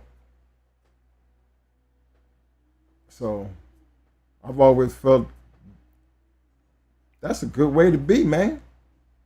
For the ones that I knew were like that. I'm pretty sure, based on just the story, I don't know Maurice Carver personally, but I know this much about him. He didn't give a damn. But evidently, whatever the reason was, didn't stop him from producing great dogs and people buying them. So that's, and he's one of the best to do it. So if you think about the best to do it, just look at some of the great breedings and how these dogs actually got out into other people's hands to where we can even talk about them. I would think that's the goal. That's why it's important to understand your purpose, but as far as the business part don't change, people. I keep telling you, these dogs are a business in themselves. When you start looking at them to where you want to have great stock and feel confident about your stock, feel proud of your stock because it's yours. You did that. People don't get mad at people like that because they did that. And because people want to go buy that, then we should all encourage it and work on our own so we can be able to do the same thing. Because even though we wasn't selling dogs, one damn thing for sure, we definitely we wanted to create our own great dogs based on the dogs we was messing with. And why not start with champions and grand champions and build from there? Take what's already working, seen it work before, doing no different than what they doing, get the same results. All we got to do is get them up and see. It's time. Based on that decision and that same time that you put in there, It's going to be in another man's hands who bought that time to see what the quality of your shit going to be like. You know, just that's a word to the consumer. If you got to go off of what a person say, I mean, just business like. No, when I'm talking to, I try to keep it business. When you go off of what somebody say, and that's all you working with, just based off of what a person says, 9 times out of 10, if that's all you're going off, you're going to get a lemon deal. And that's just being straight up. A lot of people throw that out there, serious buyers only. That's a person that you're looking to talk to that's not going, I'm taking for that to be a serious seller. And if you have those, a very serious buyer, that buyer is going to want that seller to convince them why they're buying the dog. There's no way you offering a dog for sale and I can't look under the hood and ask what this, because you do it when you buy a car, you do it when you buy a house, you even look over the food when you're buying it on because you look checking the expiration date on some shit. These are things that we have done that has been a part of business. It's like everyday business. So when you get to the dogs, all of a sudden you get stupid? No. A lot of the young guys who don't know no better are going off of what they hear. Not doing enough research to understand that you're hearing is going to be far much different than if you go out seeing why you're trying to buy that dog from that person. And it better be more than just because I heard what they were saying. They say it's off of someone. Okay, well, it must be something new. How much? Am I finna be a test dummy? You know, when it comes into that kind of shit, I'm looking at who the consumer is and who is the actual breeder, the man standing behind the work. I never found myself ever, and I said this to y'all, man, that I don't never consider myself a salesperson, ever. Because my job that I do, I take care of people based off of service that they need. And I stick to that. No upselling, no nothing, just coming right direct because at this point in time you have a problem. And this is what it's going to cost to take care of that problem. But you can call around. You know, you're giving them options. This is what I do. And I put it back on the consumer. I put it back on the customer. Because that's the one that you want to feel good about that money transaction. I want you to feel good on what you did. Most time, if you look at people who selling pit bull puppies, they take pictures of it, and they had a customer who just bought one of the dogs. But see, that's just that puppy. You don't know what that puppy gonna look on, what that puppy gonna be, or what that puppy gonna have done a year and a half from now. But if it turns out to be a great puppy, guess what? That great puppy is going to be having other people want to come get them a great puppy. And before you know it, them years start building up, gentlemen, women, that you might find yourself in a Tom Garner, Maurice Carver, David Tant, Ed Crenshaw. And out and again, you know why I tell them? Because we already know them men sold dogs. Pat Patrick, can't forget him. But there's so many other ones. But I use the great ones because the quality of their work always was the reason that people was buying. Just like Mr. Hooten. Norman Houghton compared to the dude from, I can't even remember what it was, but look at the difference between the two articles. Norman Houghton didn't have to work that hard. The other guy, I think he just sold himself, you know, too much. Because you never know what people are going to come and ask for based on something that you're advertising. The last thing they want to hear is, where it at? You know what I mean? And it ain't there. You know? And that's just little something I threw that out there because, Norman, he had fighting dogs. He was known for them. The other guy is using a bunch of fighting dogs to get his point across for studying and all the other shit. This man has quality of work. Don't know too much about the Riverside guy. So, which one do you think I'm going to be asking the most questions to? Because I'm always, Mr. Norton, just been having the opportunity. I'm in his head because, again, there's a reason why he's making the breeding. I just need to understand the concept being how you did it. I might have to come back or pick it up and see, something else that he already got out there and go that direction, where we ain't got to keep playing in and out of his yard. But most of the time when you got something good going on, they let you come back through.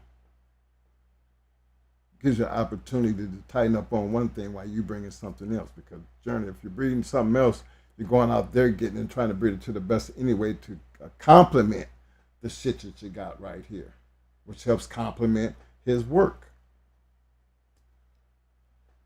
But then that's the mind frame that I'm looking at when you're talking about being a breeder. Because, again, it's all about the consumer anyway. If you have good dogs, then what's wrong with selling? I wouldn't give a damn if it was 100 dogs. That's a person to believe in their work, and evidently it must be working because they got people buying them. Only time will tell if the quality of their work is worth all the work that they put in to trying to complete all those orders. You know what I'm saying? But I think it's a good thing when you put in a position where the demand is there. Because sometimes with the right animal, whether it be horses, dogs, anything that anytime you're in the right position, you're always going to take advantage of the opportunity to make that money.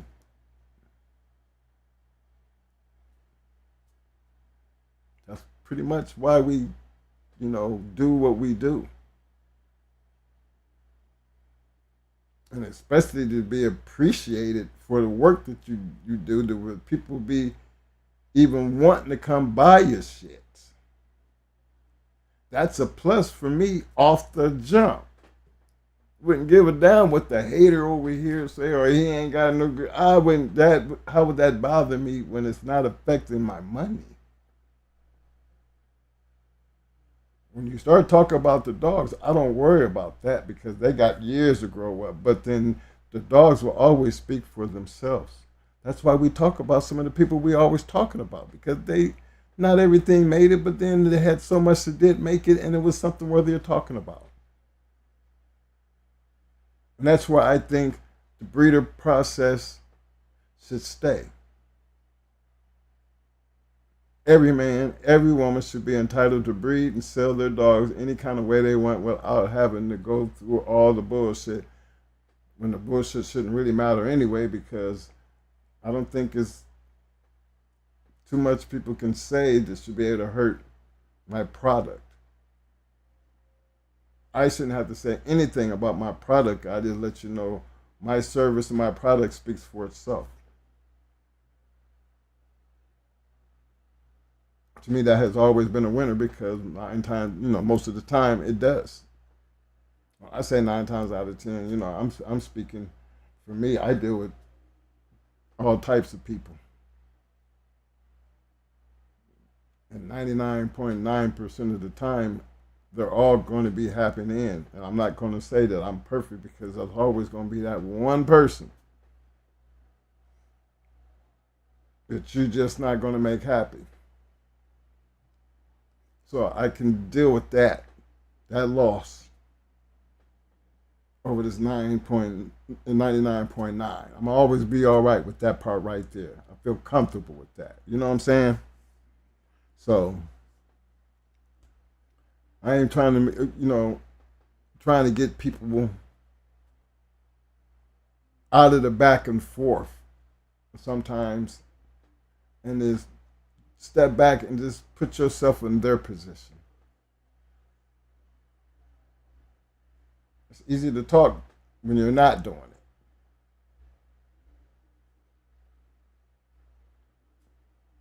You want to make an argument, tell me what you've done.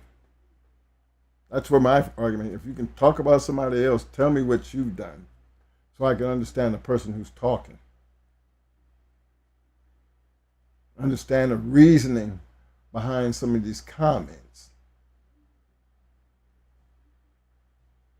But most of the time, those things fall short because the person, most of the time, don't know what it is or how it is to put yourself in a position that even probably don't even have a but one dog. But my thing is, I'm not here to discourage anybody from doing what they want to do and how they do it. I just want y'all to just pay close attention to the to the successful men of the past, of the history of this dog game, that we still say and speak their names all these years later, based on the amount and the quality of the work that they put in with their dogs. In order for that to even be worthy of a conversation, the work has spoken for itself. Now, we might all have our opinions on what that spoken for might be or look like, but one damn thing for sure, every man feels a certain way about a certain thing when it comes to these dogs. They know what they're talking about. It's okay to have your preference. Because I wouldn't expect everybody to have the same preference. But the conversation's a little bit more easier to deal with when you're talking to somebody who's done it and knows and understands. And let that disagreement be based on, now you can get analytical, because over here he might be able to name about 50, 60 damn dogs. And over here he could probably 35, 45. But their conversation would be so much different between them two compared to somebody who has never put in it and don't have no idea what it took to just be able to be in that position. I like the ones when you both have the ability to have that conversation both based on your work and why you feel a certain type of way. Those to me were always good conversations because you got a chance to hear the, how everybody feels so much different, and you can't really go back and forth at the quality of what you do, because now the quality of work that you have done is what you can run with. That other person might not be able to run as long as you, but just being in a conversation to where you have something to run with and to stand on. The only way you got that is based off the quality of work that you put in. And it's all right to have them kind of conversations. I'm pretty sure you can damn near take care of yourself when you're standing on with your shit that you got to speak on and you can talk about, because it's your shit. Just like 9 times out of 10 it'd be their shit. Anything other than that, those conversations are needless. And the name callings and you selling bullshit, all that kind of stuff, it can be totally eliminated if the consumer, I say that again, it could be eliminated if the consumer, the person doing the buying, understood what they were buying. Because a lot of us really don't. Because if you did, you would have the work to show for it. But that's okay, because we all don't start out with the work. That's why I said this is one of them time things. For us, it started with the very first bulldog. Some of us a little bit further in the game to understand that what that means, because you don't have to raise one. Now you don't actually had to do your first breeding, and you look at all the things you had to come to just say, okay, this is the breeding I'm going to make. Those moves like that, man, are very detrimental in your moving forward and creating quality dogs in your name as you move forward in this dog game, regardless of what you choose to do with them as a breeder or a competitive person, you know, trying to do the right thing or the wrong thing. It doesn't really matter at that point, because everyone has their own purpose. The dog don't know that, though. The quality of the dog don't know that. The quality of the dog, you're going to be able to see for yourself. That's why we do what we do. We take the best and breed it to the best at what they do.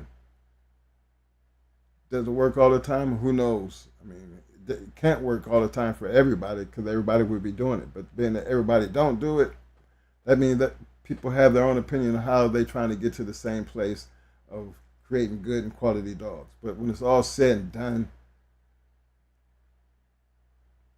history takes care of that. Because you're either going to have something worthy of talking about, or you're not going to have shit to talk about, but you're still talking. That's why I always felt like it's easier to understand who's having the conversation to even make it worthy of being talked about. I'd rather have a conversation with somebody who's been there, who's done that, who understands what's all involved, and their work is there. A lot of them always, try to be like them by doing what they did, be how they did it, and be comfortable with doing it. I want to give a big shout out to my boy, big shout out to my man Joe Abraham. I know he's still out there. I seen him make a comment on something, and just want him to know we over here, fam. Always had much respect for how they did business and what they did when it came down to these dogs. And to me, to see him, jump in a comment and straighten some shit out, lets me know that he still know his shit. Who gonna argue with the man who knows his shit, especially that man? And it was just funny. It kind of led to why I'm having this conversation here, because there's so many people who get out there and say some of the wildest shit, but they never know who I see the shit. And I be trying to tell people, even when it come down to me and Mo, we ain't gone yet. We're still alive. We not too many people get out here and just bluntly do what we do, but there's still enough of us around that we know when we see shit and when shit ain't, you're missing, you're telling a lie or you're not telling the whole story. I don't like trying to hear from the grapevine. How about if you just hear straight from the person? And that was, it was funny for me to see Joe step in there and clear some shit up. So big shout out to big brother Joe Abraham. I still see you handling your business. His knowledge is always there. My door is always open, fam. Anytime you want to just get in and bless the people with a conversation, I would love to have you. But again, I just throw them shout outs out there because I respect guys who I looked up to. And remember, I can still talk about Joe and Nate Abraham because I knew them. But they so legendary and got to me, they Hall of Fame jackets in the game. And trust me, not just because of Queen of Heart. If you just get in there and realize who they were, then you would understand why the respect is there. It takes more than one dog. They had a couple of them. So big shout out to my bro. Just to let you know I still see you, fam. But for the rest of y'all, we out here, We was out here without no electricity all this time, man. I had trees all in the yard. You know, I wasn't expecting more because we still he lived a ways over.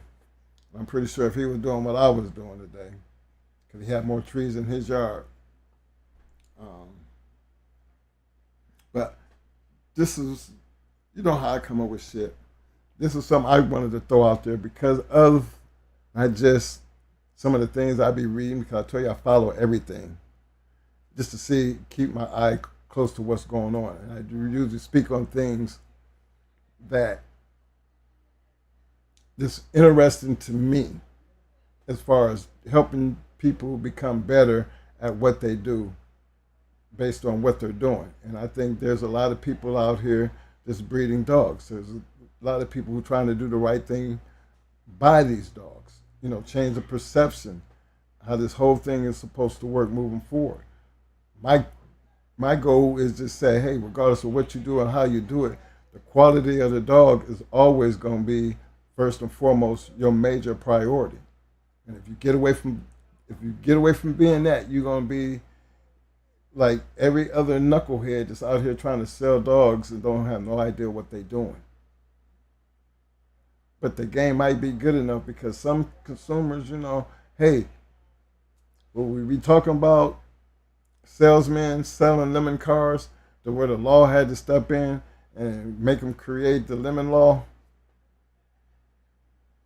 The lemon law gives that customer, I think, 30 days. Some places is 90 days. To pull that piece of shit off the lot and then take it back based on it's a bunch of bullshit. Car is not what you say is raggedy. I want my money back. And that little as is sign on there don't make no difference because you're protected by the lemon law based on the amount of days it is. So if reality shows you that they have to do this with cars and other things, then this has been around the dog game forever. You buy it, you can't come bringing it back. Talk about, you know, whatever, a year and a half later. Your money gone, man. So why not bring yourself to learn as much as you need to learn and watch these videos, because I'm trying to explain something to you, man, from the real side of things. No bullshit. Take all the little, you know, the being Mr. Nice Guy out of the way and attack the matter that's at hand. And that's the reality of dealing with these dogs to where you can create something that you can call your own and still be able to be a real dog man, a real dog woman, and let your work speak for itself, because only way you get to that point right there is your experience. The experience makes you better, makes your work better, make your work worthy of talking about, because you have the experience, you have the know-how. Why not go with a person like that when it comes to buying a damn dog? When you got everything going for you. You know what I mean? That's where I'm at with that. That's how, like I was telling you about that hooting dog with the fat bill shit.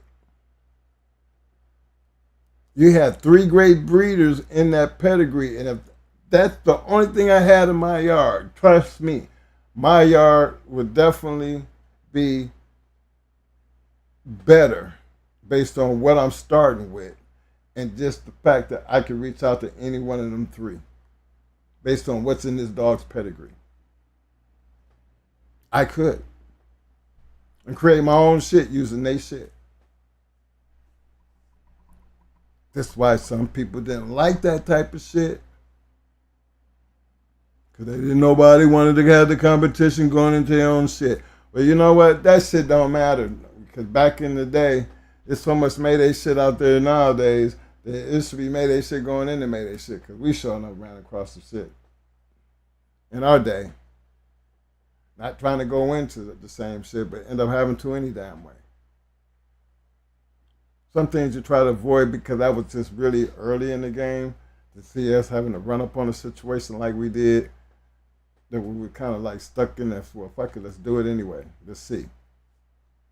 But again, when it comes down to the breeding program, that makes it a little bit better for us, because one thing we've definitely proved in that case right there, we had the better dog. You had a good dog, we had the better dog.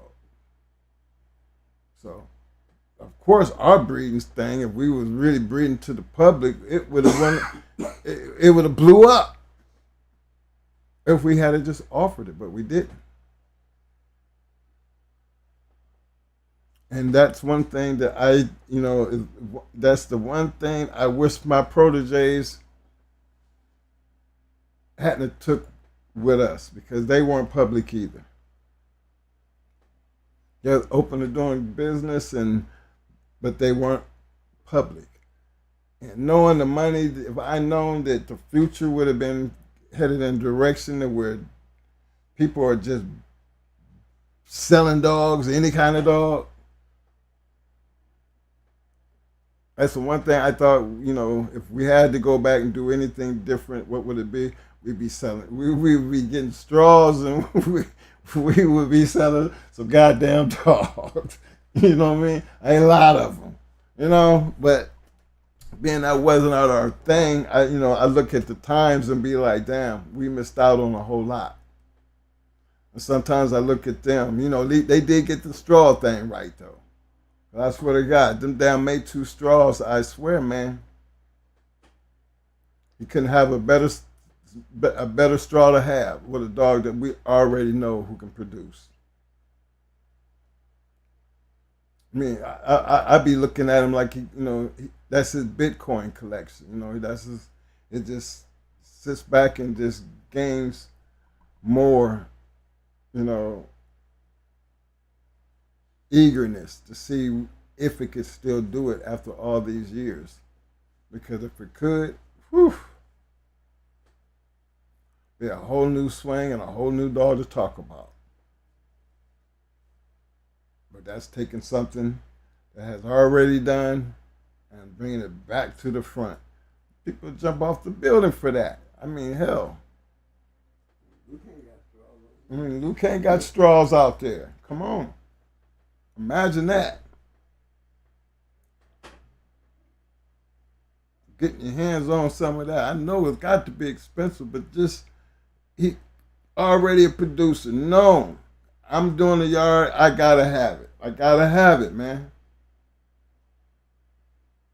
But that's somebody who wants to be in that position and know what to do once you get it. But you don't hear me hating on nobody for doing whatever they do. I'm always going back to the quality of your work is always going to be based off the quality of the dog. That should make anybody honest, because as a consumer, I wouldn't be buying none of this bullshit out here that don't have something behind why I'm buying it. I wouldn't give a damn. You saying a whole bunch of shit, but you ain't showing me shit. That's where I'm at with that. If you breeding the line of shit, then what this shit out here doing? I mean, it's your shit, right? Okay, well, I want to see what it do. What it do? Run up a wall? What makes it so special? I want to see. And most of the time, shit that's like that is researchable. That's why you do your homework at home. That's why it's called homework. Because in order to know what you're getting yourself into, I would think that you would figure all that out before you went there. That keeps the bullshit down. You know what I mean? Nothing but serious inquirers. That means you need to be able to have a conversation with me and get me why you're over here and why do you want to go with this, so I can understand and get a feel for who you are. I'm not just out here showing you a puppy on the video and watching it grab the rag or anything. I mean, Okay, that's what's selling puppies nowadays, because they was doing that back in our time, and we didn't do. We pretty much used the book. You know, the comment of the great people was using American Game Dog Times, the Sporting Dog Journal, and all the other books that was out there advertising these dogs. Come on, man. My thing is, keep the quality and the quality of the dogs.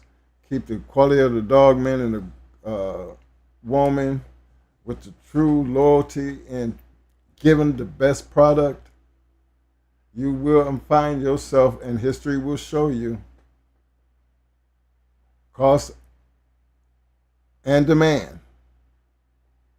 Would you be willing to give up the cost to satisfy the demand?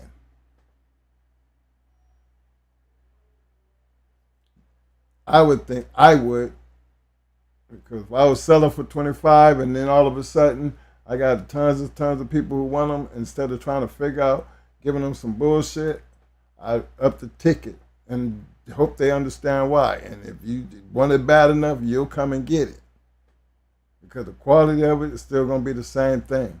But because of demand, I got to go up on the cost, because I'm not cutting my quality. I'm gonna keep doing what created this shit right here, and keep doing it to where if I can't keep creating good bulldogs, then guess what? I won't have nothing to sell.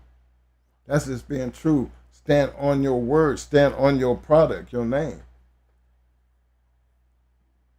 That's why I always looked and laughed at the Maurice Carver story. Maurice, shit, he reaching the jaw, don't know what the hell it is, and said it's the dog's papers. But regardless of whatever the damn he gave you, man, as far as them papers concerned, you got out of there with a good damn bulldog. Because I'm pretty sure the man didn't have a bunch of bullshit on his yard, because not most people who got that shit worked. Regardless of how it was bred. And that's what I be on. You know what I mean? They ain't out there feeding no garbage. I'm trying to let you know. But just because it's Maurice Carver, you know, we can talk about the controversy now, but the fact was, back then, I wouldn't have gave a damn about what was on the papers based on the dogs. And he put enough of them out there. Call him a puppy peddler all you want. The fact is, how you peddling puppies when the demand is there, and you still creating quality puppies, quality dogs? That's not puppy peddling. That's a damn man doing a good, doing good business, because he refuses to give up the quality for the cost and the demand. No, he upped the price. Still didn't give a damn what he reached in the drawer and grabbed when it came to the paper. You know what I'm saying? Still didn't give a damn. But yeah, man. Let me see. I see a couple of my people's falling through.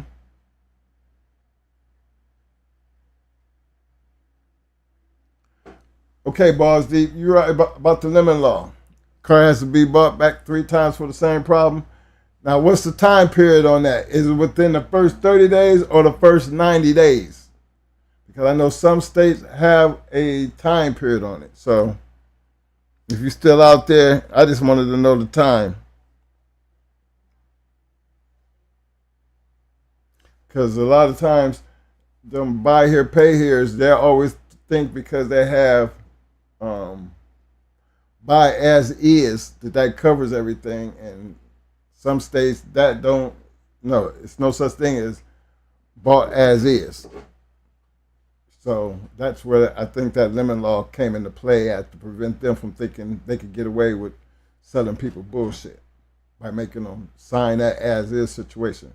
But same thing with these bulldogs. These bulldogs, when they say as is, you will never know what you had until you get it home, and then the time period's done passed.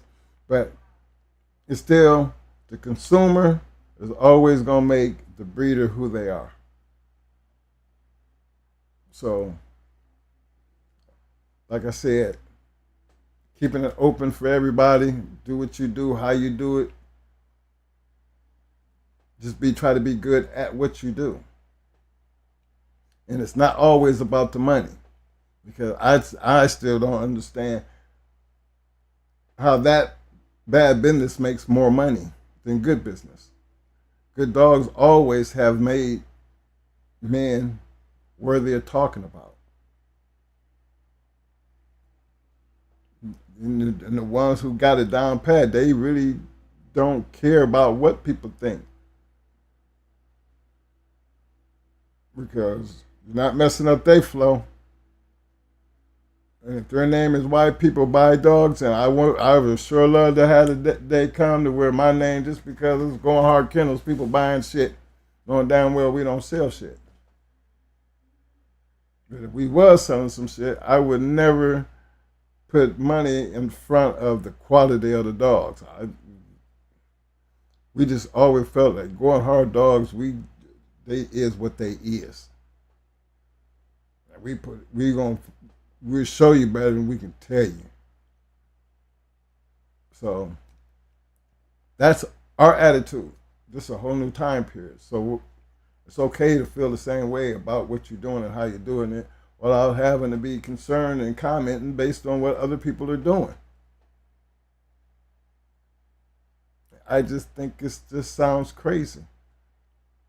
And then you have some people who just be out there cold-blooded lying and saying things that just ain't true. And, it's kind of like when you get busted on it, I don't see no more commenting or things like that. And it's kind of like I was expecting some type of response. Then I see what led up to my man Joe having to step in and say what he said. But I didn't see nothing to come behind that, because this is the man right here. Man, right here. Putting you in check, but I don't see nothing else. I don't know how many people might have caught the conversation I'm talking about, but you didn't see no other reply back to that. Well, I didn't anyway.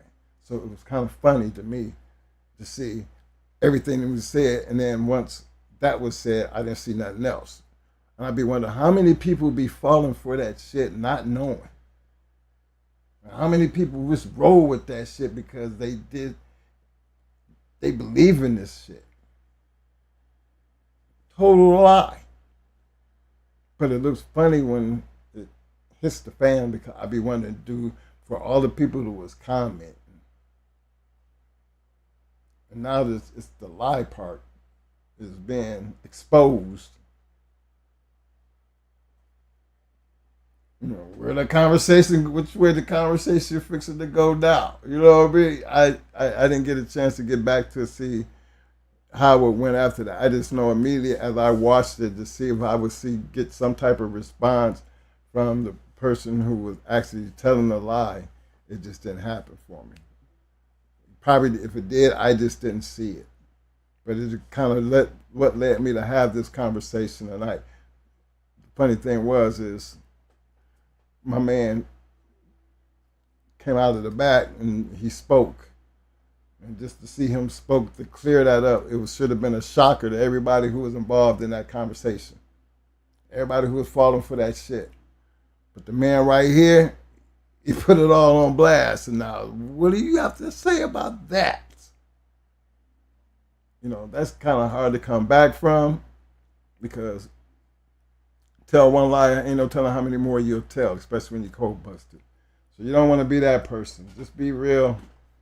Put the quality of the dogs first. You put your work there, your work will speak for itself. And let's get back to what we're supposed to be doing, and that is creating good bulldogs. And that's what matters. So if you're going to support anything, support that movement. And it covers, regardless of what you're trying to do, whatever it is you're trying to do, try to be the best at it, because that's where the change is going to come from.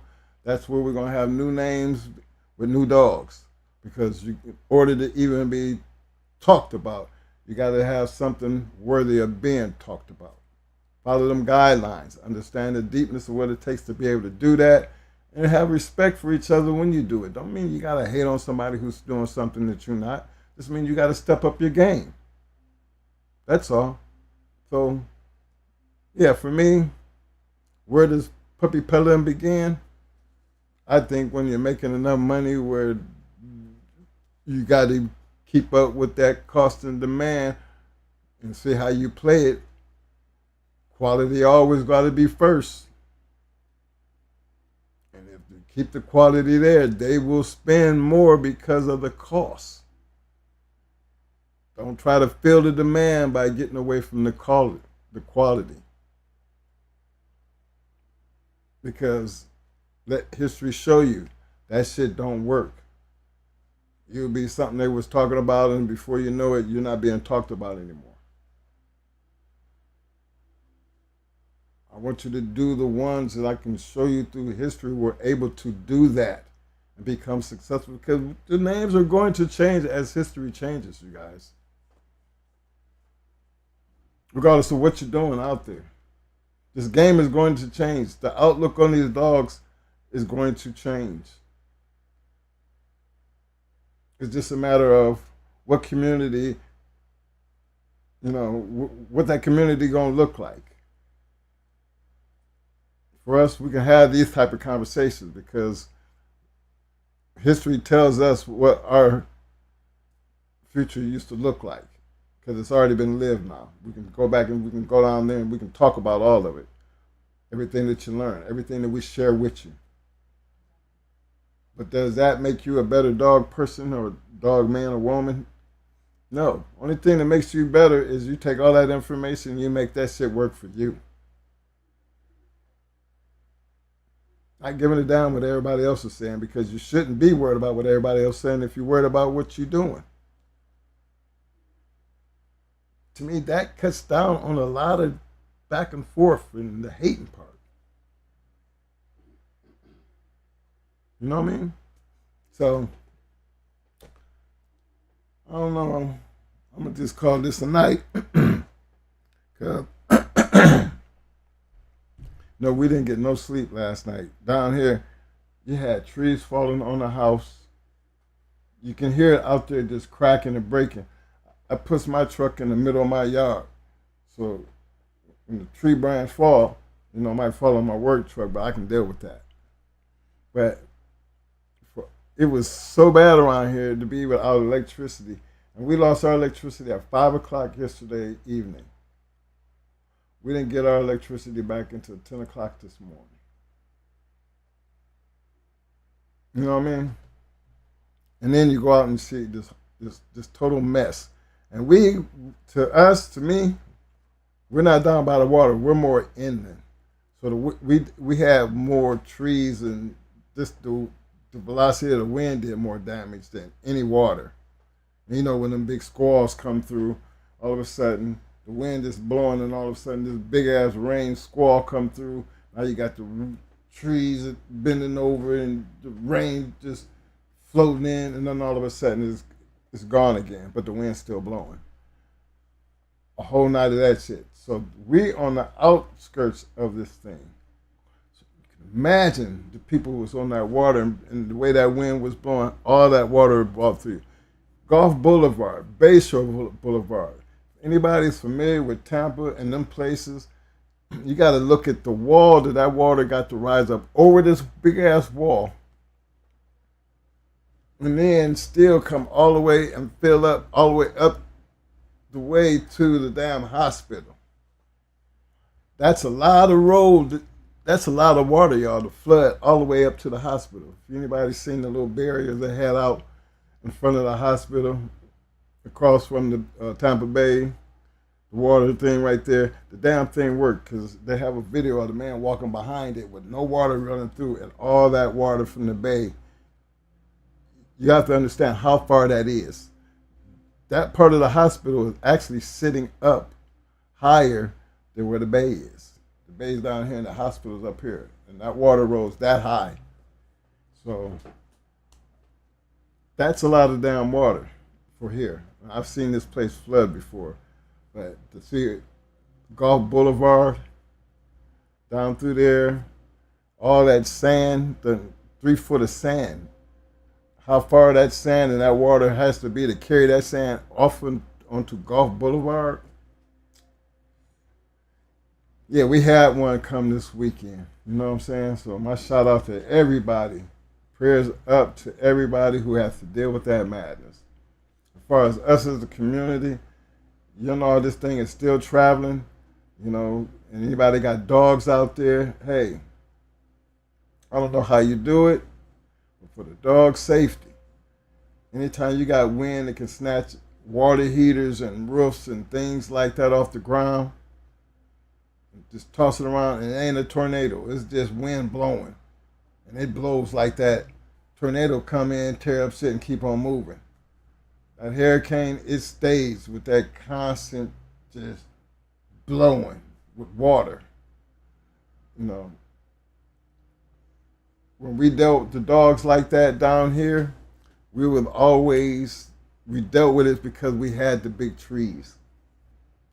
And that gave them comfort. And then, the dog house was what anchored into the ground. But what where I feel comfortable about when I say this, as many hurricanes that done came through here, the part Tampa really hasn't had that head-on smash like all the other places. And even though we right there, but it always seemed to pass them.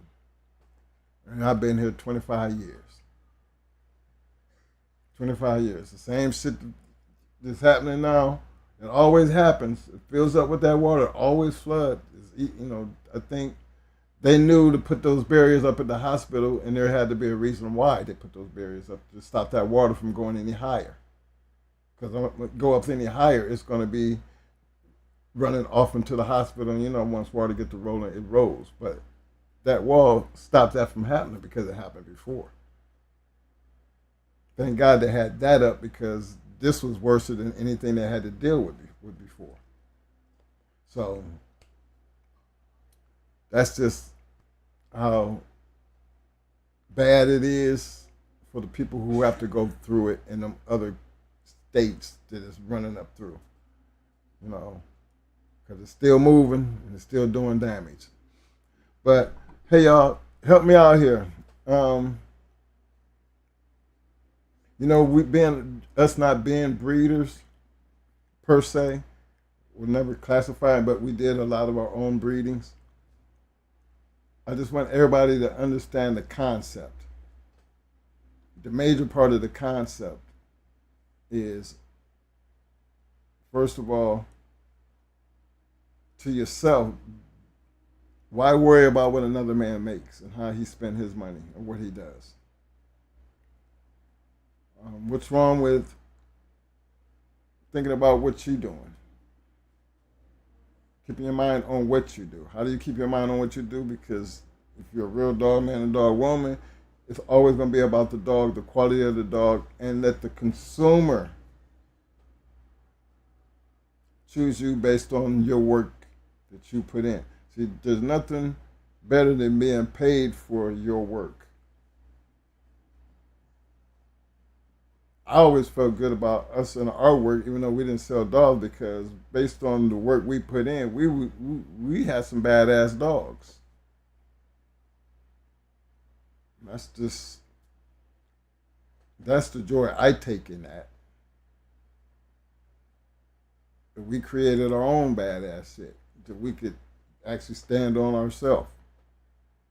There's no greater feeling than that.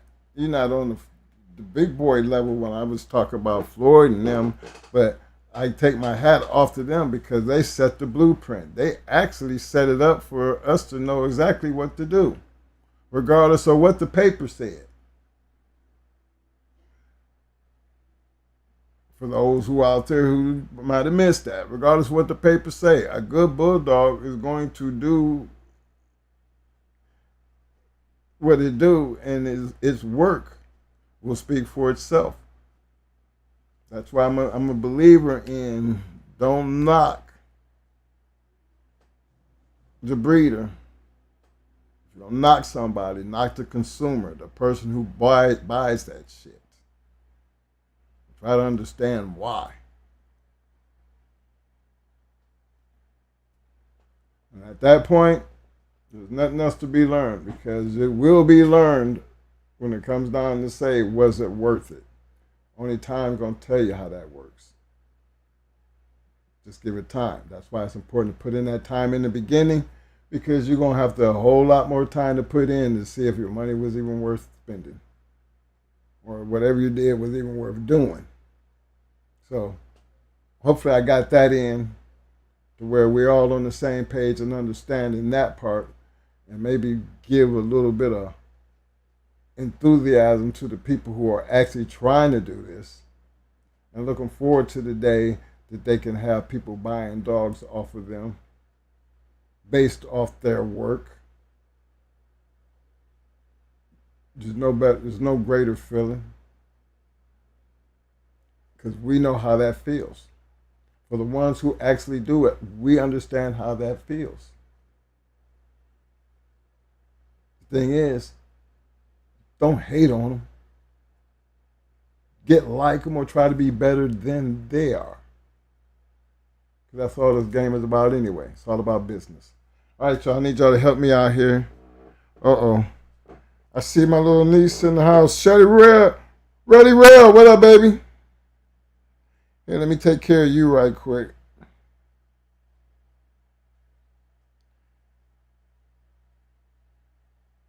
Here, let me give my big shout out since I see my little niece in the house. Big shout out to my niece, Really Rail. What's up, baby? I know she always watches the show, and I'm glad to see her step into the chat room, because it'd be 1, maybe sometimes even 2 o'clock at night. We just finished the show, we sit down and talk about it, we sit down to eat, and then I get a call from her. And then before you know it, we're having a whole show being done over, because my niece is giving her her Q&As.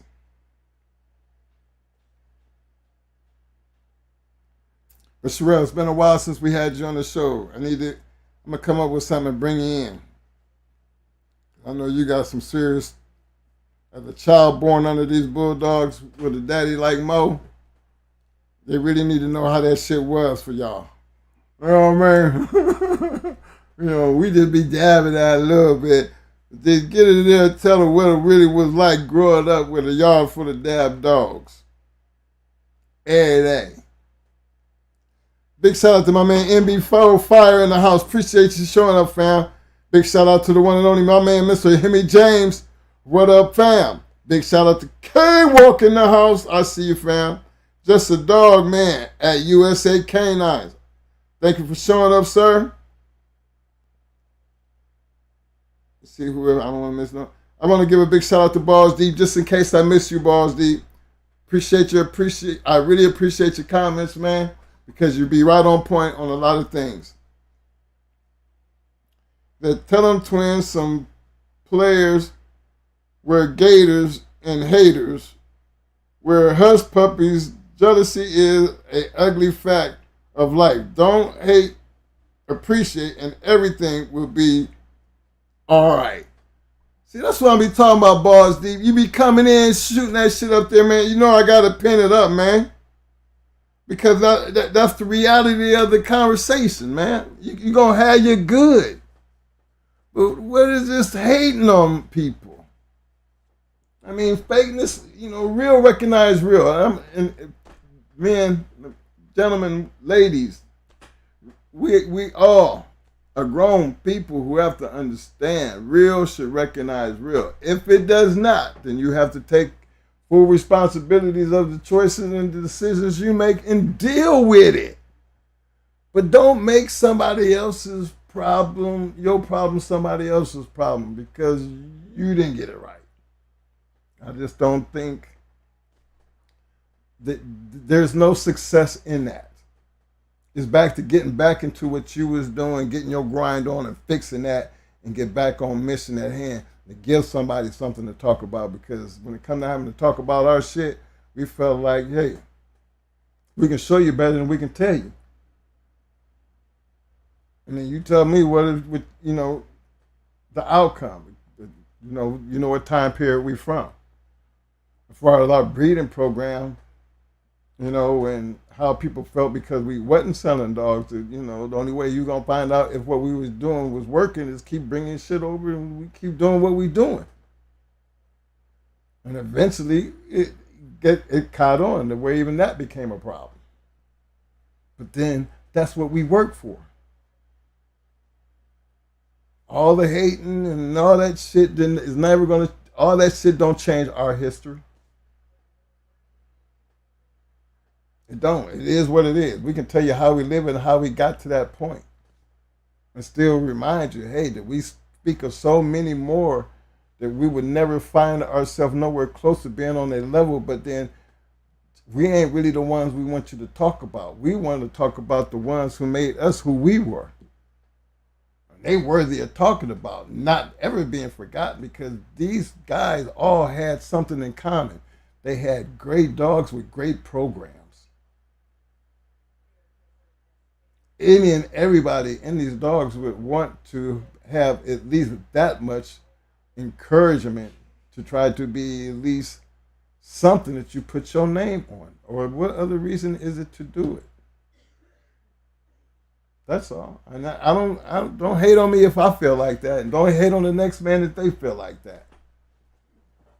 Go get them some poodles or some shit. You know what I mean? But that's where I'm at with that shit. Big shout out to my man Sunrise J in the house. What up, fam? I don't know if I see you out there, Sporting Dog Archive in the house. I see you, fam.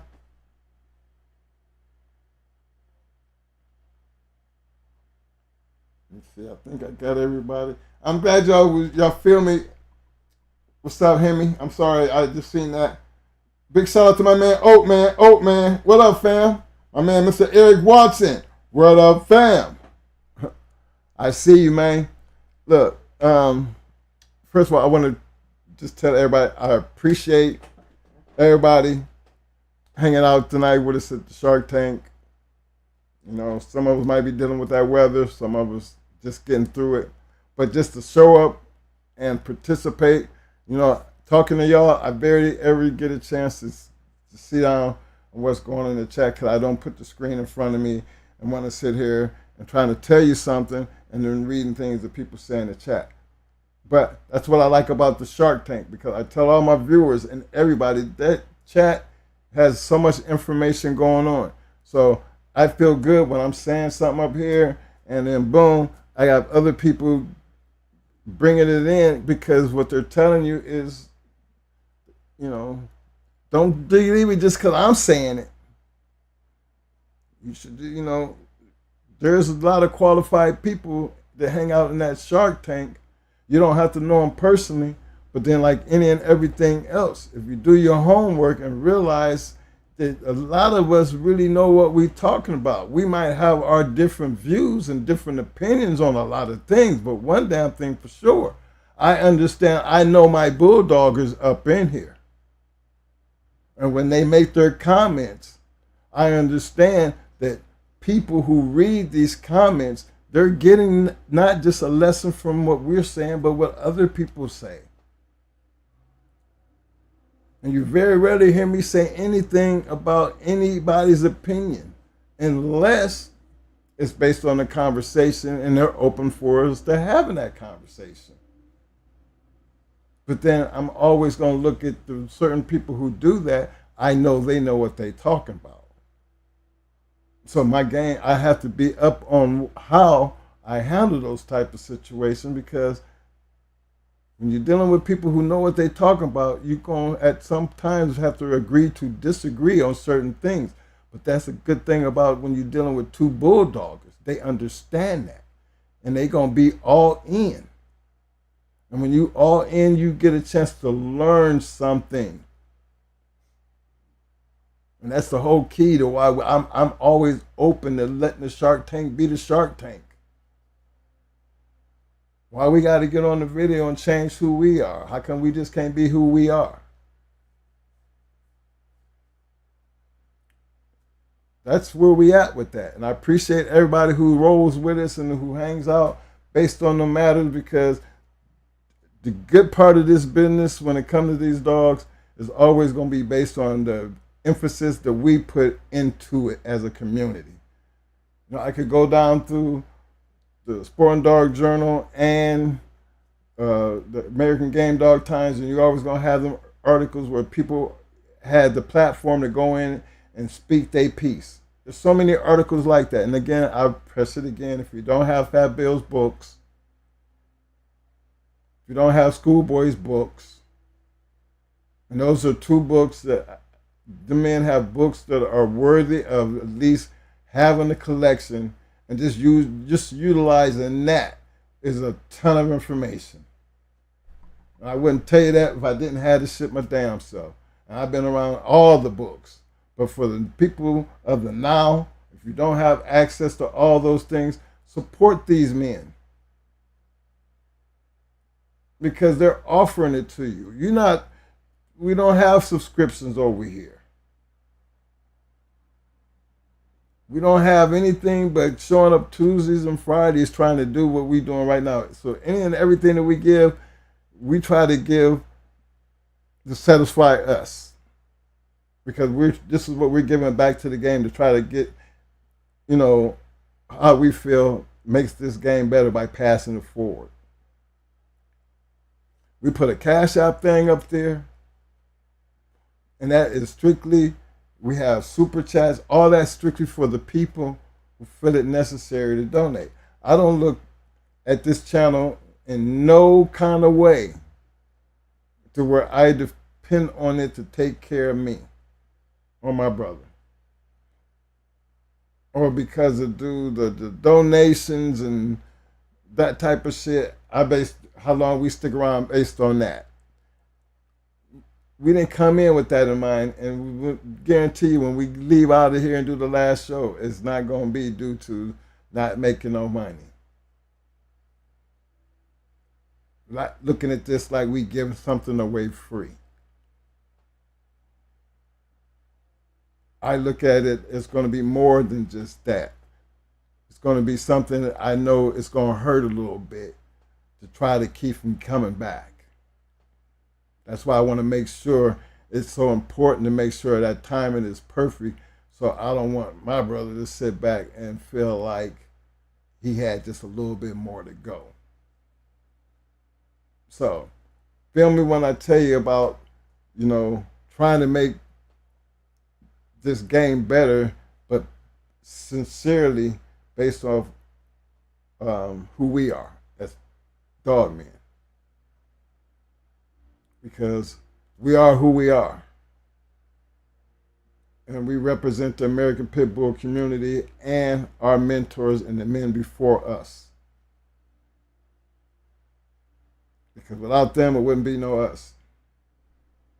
So we can't let you forget them, and I hope everybody understands that and hope that my Shark Tank gets bigger and carry those mentalities from room to room to room, because the faster we all get on the same page, the faster I think we can get together and make some things like really happen, to where it'd be worthy of actually sitting here and saying, hey, y'all, I got t-shirts for sale. You know what I mean? Because I'm going to want to be a part of what everybody else is doing. Everybody else going to be getting out there selling their books and stuff and all that. That makes me feel like, okay, I can get out there and do my thing. But we don't push none of that because, again, that's not what we're here to do just yet. But once my brother writes this book, and I always talk about this book. And the only problem, the reason we don't keep talking about this book, because, and I'm being straight up with y'all on this one here, don't have an ending.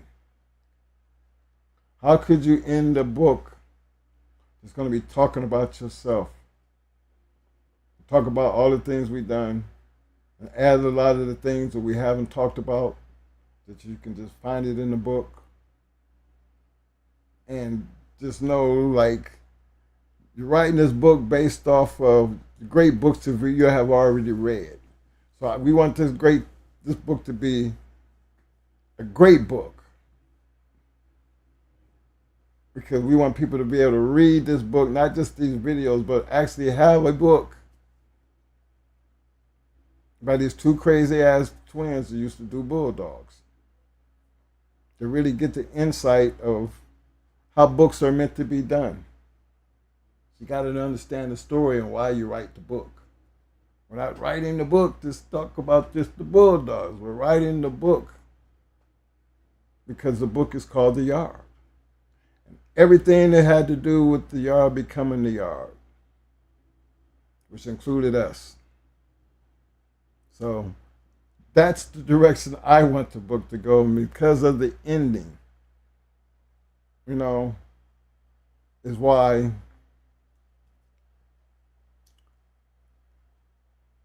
we don't. One of the reasons why I don't push the play button on that. I think my brother and I got so much more time, and even if I'm on borrowed time, well, we live every day like that. You know, remember he got a heart issue. Me too. So you don't know. We never know what the next day is gonna look like. But the thing is, as long as you got the next day ahead of you, you can't write an ending to a story when you don't know what the ending is gonna look like.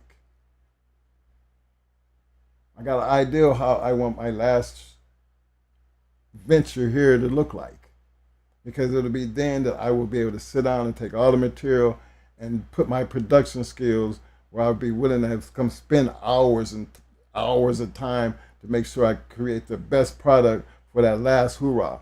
Well, that's how the book is. The book is that you want to put that last everything there that when it's going to have an ending. You know, and when you don't know what that ending is going to look like based on the now, there's so much to give. Is why we still do this right here.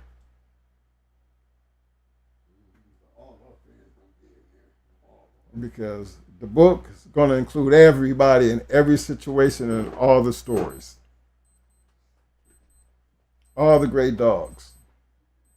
All the things that we generally don't talk about here. You know what I mean? I think it would be a great book. Look for it to be a great book. Just don't have an ending. I don't want it to end just like the end. Because I can talk about the Shark Tank.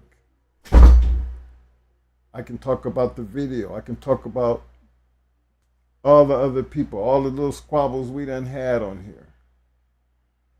Things would make you want to go look at the video. See, being somebody who done production, you know what, fellas? I don't put the time into this that I could put into this because this is not that thing that takes care of me and my family and pay my hospital bills or deal with my wife and her lung and breast cancer. I have other things. But for us to still sit here and do this part right here, this is like a mission that we have to complete. And in that mission, I want to make sure everything's right all the way down to the end. Now, we done started out with sound trouble, video trouble. I mean, all the crazy shit that comes with having to learn how to do this and learn how to do that, to take time when you really don't have the time to do that. But the fact is, you chose to sit here and we're going to do this and we're going to try to get the best show we possibly can as I iron out all the nicks and the cracks and shit. We've been on this long, and it's been a very enjoyable ride. And I want to take advantage of that ride that we enjoyed to have to do. That's the reason why we're here. All the way to the very end. And the only way we're going to be able to do that is if y'all got to keep doing what y'all doing, and that is showing up.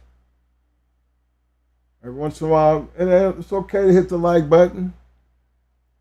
I mean, I don't know how to get out there and get those more subscribers and more viewers, because knowing that I'm not doing nothing to create that. Remember, the only way you're going to be able to see me most of the time is on Facebook, right here, on YouTube.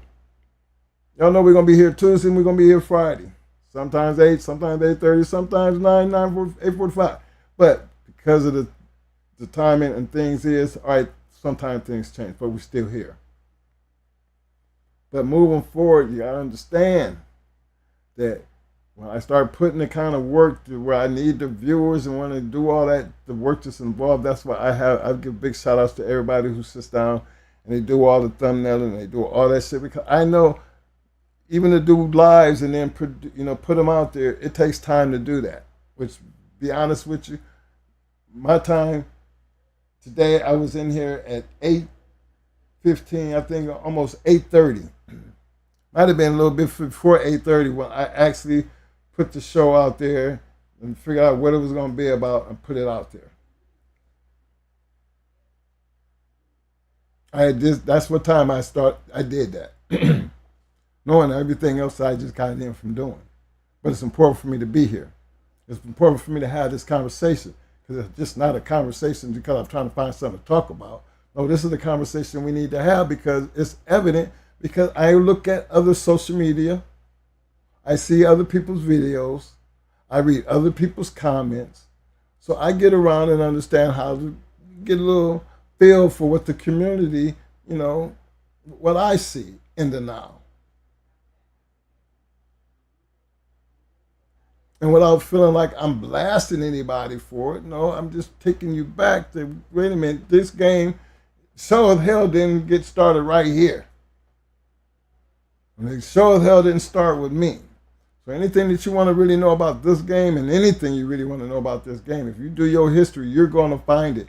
A lot of these people that we hear and talk about and we show you, some of you probably don't even have no idea who they are.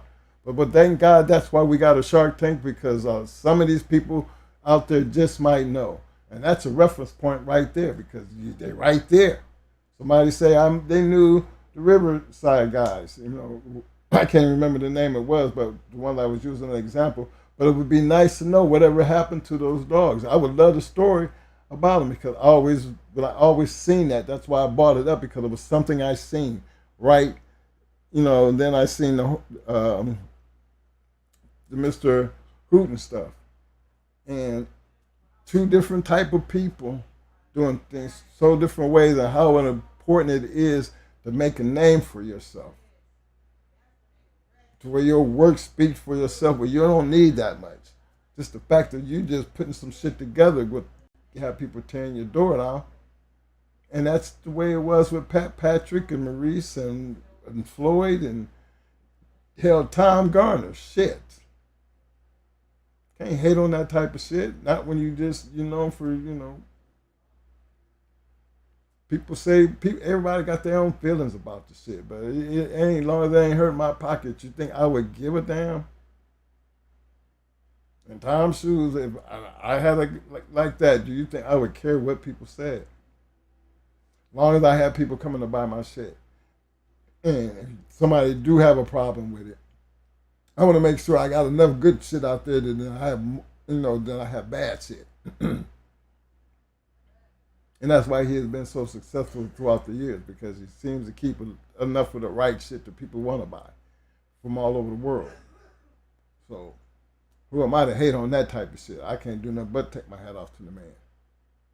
And any other ones that did it before him, because again, will we even be talking about them if they wasn't worthy of being talked about? Come on, man. Let's get the hater shades off and let's look at for what it is. It is what it is. You don't have to like it, but you damn well better act like you're respected to be a real dog person, because you would love, any dog person would love to be in his shoes doing the type of business he's doing. Or some of the other ones, the great ones that I named, just to be able to still be talked about in books and still in pedigrees, and all these years later, they dead and gone in their graves, and just for Floyd to be here and just to have the opportunity to meet the great Floyd Boudreaux, as some of you men have been able to do, is always and should always be something that you can look back on and say, I met that man. Just to say it, because that's a part of history. I would think it would mean more to him to know he will always be remembered in American Pit Bull Terrier history. That's an accomplishment, man. That to me is a big accomplishment, and I say we respect that moving forward, because, like I said, the names and the dog's going to change. It's just about where you're going to be at when it comes down to your time. when you start looking back? Do you have something to give back to the game? That's important. Y'all help me out here. Y'all enjoyed the show tonight. Y'all know there was wasn't too much drama going on, but it's a lot of fact checking to help y'all figure out, when y'all see these things, it's more, I need more participation directing at what's real and the correct instead of the conflict that never gets anything accomplished anyway. Because that to me, that's the only reason I speak on it, because I see some of the things that people have the nerve to say when they don't have enough of the right people ignoring that bullshit and be acting like it is what it is. There's no way this person can know what the hell they're talking about. So why give them a platform to run on when it is evident? It's a troll. I guess that's the new word now. It's a troll. I mean, I guess trolls and haters, they fall in the same category because they do the same type of damage. You got somebody out there who's willing to get in on the little, the joke ride, or, that's why I call it a joke ride. Some people ride with that shit, which encourages that shit, which that's not what made the game. And you don't want YouTube to start looking like that. It's a lot of people coming out with their channels. And I try to support everybody. Big shout out to Bubba Mex, for the shout out. Don't forget Bubba Mex. He got his podcast. He's getting close to 1,000, and we need to go out there and help him out and support the channel. It's one of the new channels. As usual, you got my boys J-Bo, Nonstop, DOGMAN TV, and all my other people. As we keep doing what we're doing, I like the relationship. I like with everybody getting involved. But I would like it even better if everybody would support each other and our rest of our community by just doing the right thing. And if you ain't got nothing to give, at least be honest and give them what you know. And be truthful about it. We don't need to make up stories. It's not about trying to be a popularity contest on Facebook or TikTok or anything out here in front of the people, because again, in the bottom line is your work will speak for itself. And if you watch the right YouTube channels and they put in the work, you'll know who's putting in the work and who's not. Even though I don't put in the work, but through the work I do put in and the time we give in twice a week, for us, that's all we can give you for now. But that don't take away from what everybody else is trying to give. It's always good to hear from another point. So help me out here. Respect the dog game. And for me tonight, I need y'all to give me some thumbs up, thumbs up, thumbs up, thumbs up. Show some love.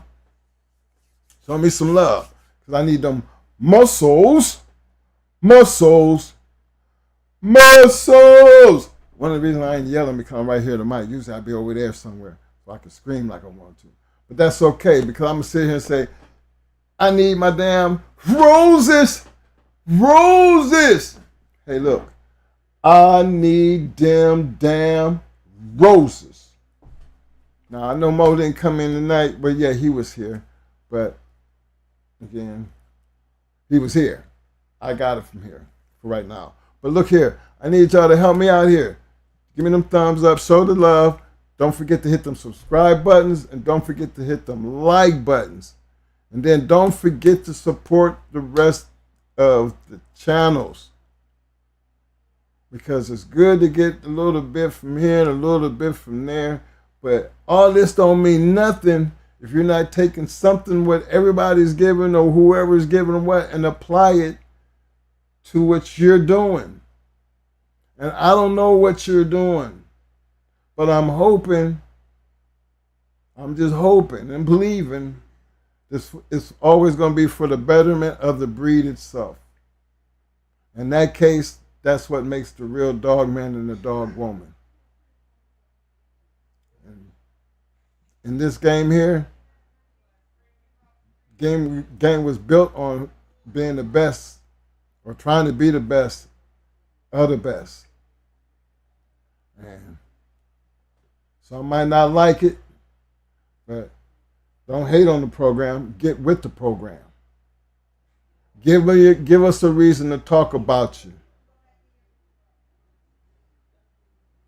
Show them that I got something you want to talk about. The rest, be able to handle fit for exactly what it is. That's a business. Not all business is good business, but that's still up to you, the consumer. If this conversation don't do anything, hopefully it helps you be a good consumer. Because when you're spending your money, the last thing you want is to be responsible for a bad deal.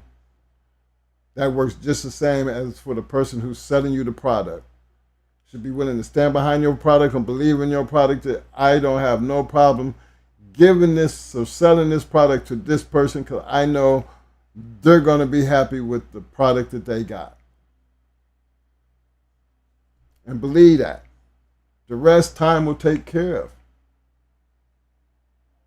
I'm a true believer of it. Lived long enough to see enough of it being done. I couldn't tell you no better way of doing it, but doing it the right way. And that's regardless of what you choose to do. Business is still business. So until Tuesday night, fellas, I need everybody to stay safe. Enjoy your weekend. And keep it, well, I call it, keep it simple, stupid. Remember, that's just something my dad used to say all the time. And it must have been some shit he picked up from my mama. My mama was always the one responsible for the grades. My father was always the one responsible for teaching us the trade. You know, just two different things going on, but they had that same old saying when it came down to you trying to figure out some shit. Keep it simple, stupid. What's your name? See how fast you said your name? Yeah. You know. Well, damn it, by the time you get done with this, you're going to be able to answer my questions just as fast. I'll be like, okay, this is going to take some work. But then they never gave up on it, and they never backed off on it, and they stressed it so much that even me, all these years later, I use that same comment to my own damn kids. Don't make it complicated when you can just keep it simple. Now, you know better. You know better. I'm going to keep calling you stupid because I know you know better. Get back to what you know and quit acting stupid. You know what you did. Own up to that shit and just don't do it again. You know, I come up around that type of shit. You know, that's the way I raised my kids. I no room for nonsense. And this game should be a no room for nonsense. It's always good to agree to disagree. It's always good to have an opinion. But nonsense is not necessary. And to be a victim of the nonsense, to me, is even worse. So, pick your poison. But my thing is, be the best that you can be at what you're trying to be before you try to impress anybody. Because if you do that, you won't have to worry about going out your way because they're going to come find you anyway. Until Tuesday, keep bulldogging and doing what you do. I mean, you know, I got to go over here and get my music thing going, and then we go from there. Hold on.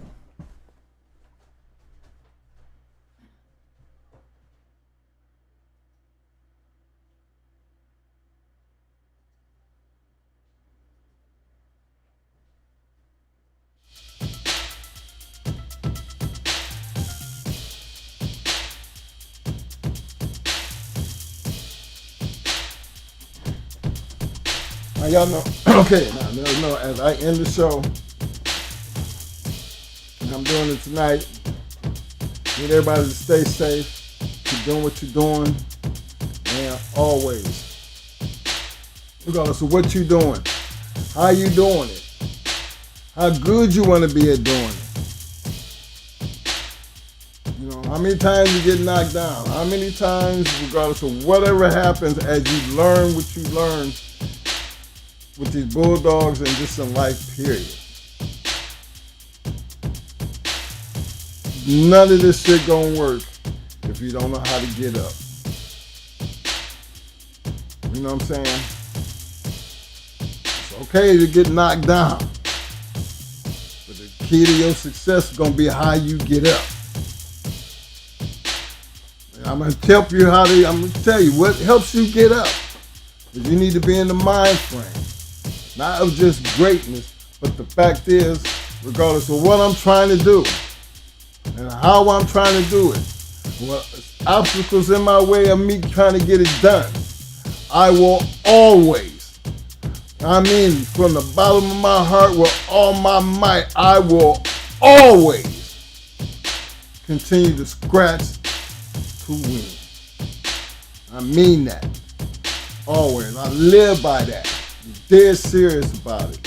Some might hate it, but you can't do nothing but respect it. Just make it a part of your program, you'll see just how serious shit can get when you're living it that way. Because you ain't never got time to continuously failing at shit. It's okay to fail, but it ain't good to give up. That's what I'm on. Always continuously scratch. Until, let me see what I'm gonna do here right quick here. Something over here. Yeah, like you done froze up on me. I'm gonna go here. I'm gonna go out this way right here. Hold on. I already have my boy in here. I always liked this dog right here, y'all.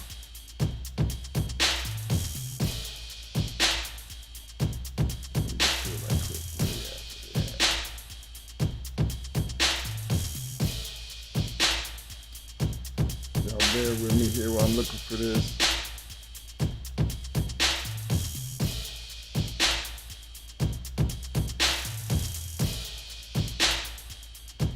It's not that one.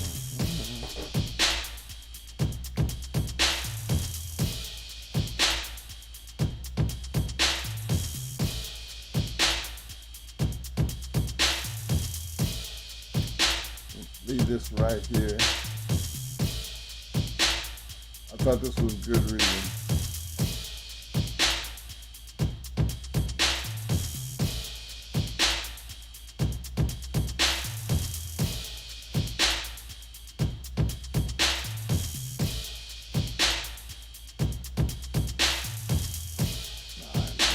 I ain't gonna do that. Let me see. That was a good story. This one right here.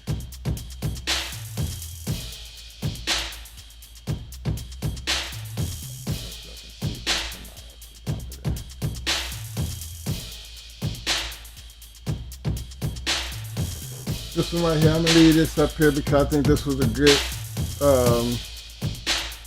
good story, just in case y'all not familiar with it. It is the Pig Picking a 1995 update. Good reading right there, just to see, y'all check that out.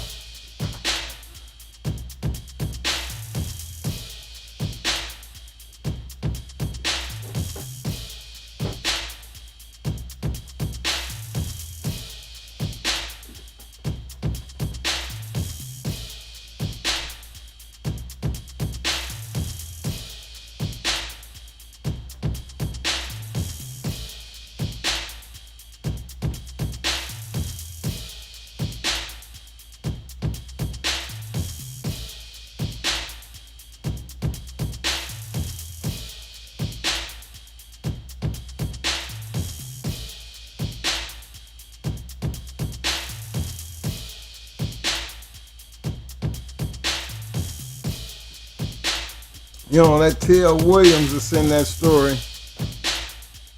I remember him from way back. You heard Schoolboy speak on it. Hold on. Soul for Kennels would like to talk to Michael Bayless. Alexa, answer the call. Oh, hello? Hello?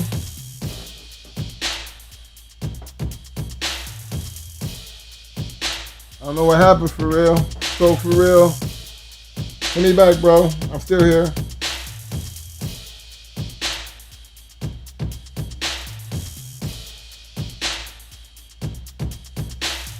No, but Mr. T.L. Williams, you know, he used to be at a lot of shit. I don't know, some of y'all might not know who he is, but you heard Schoolboy speak of him a whole lot.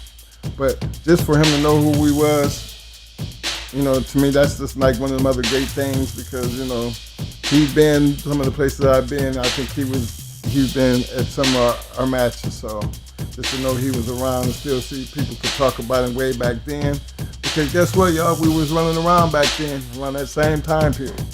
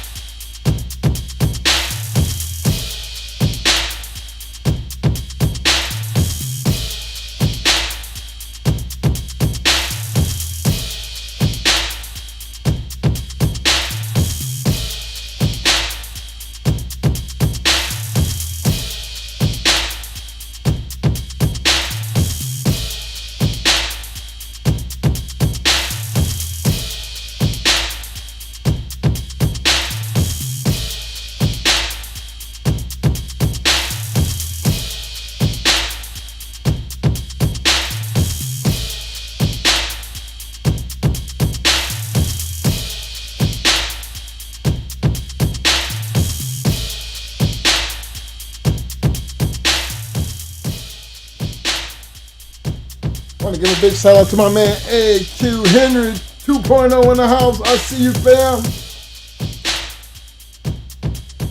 Big shout out to No Love Demon in the house. Appreciate you stopping by, fam. Welcome to the Shark Tank, fam.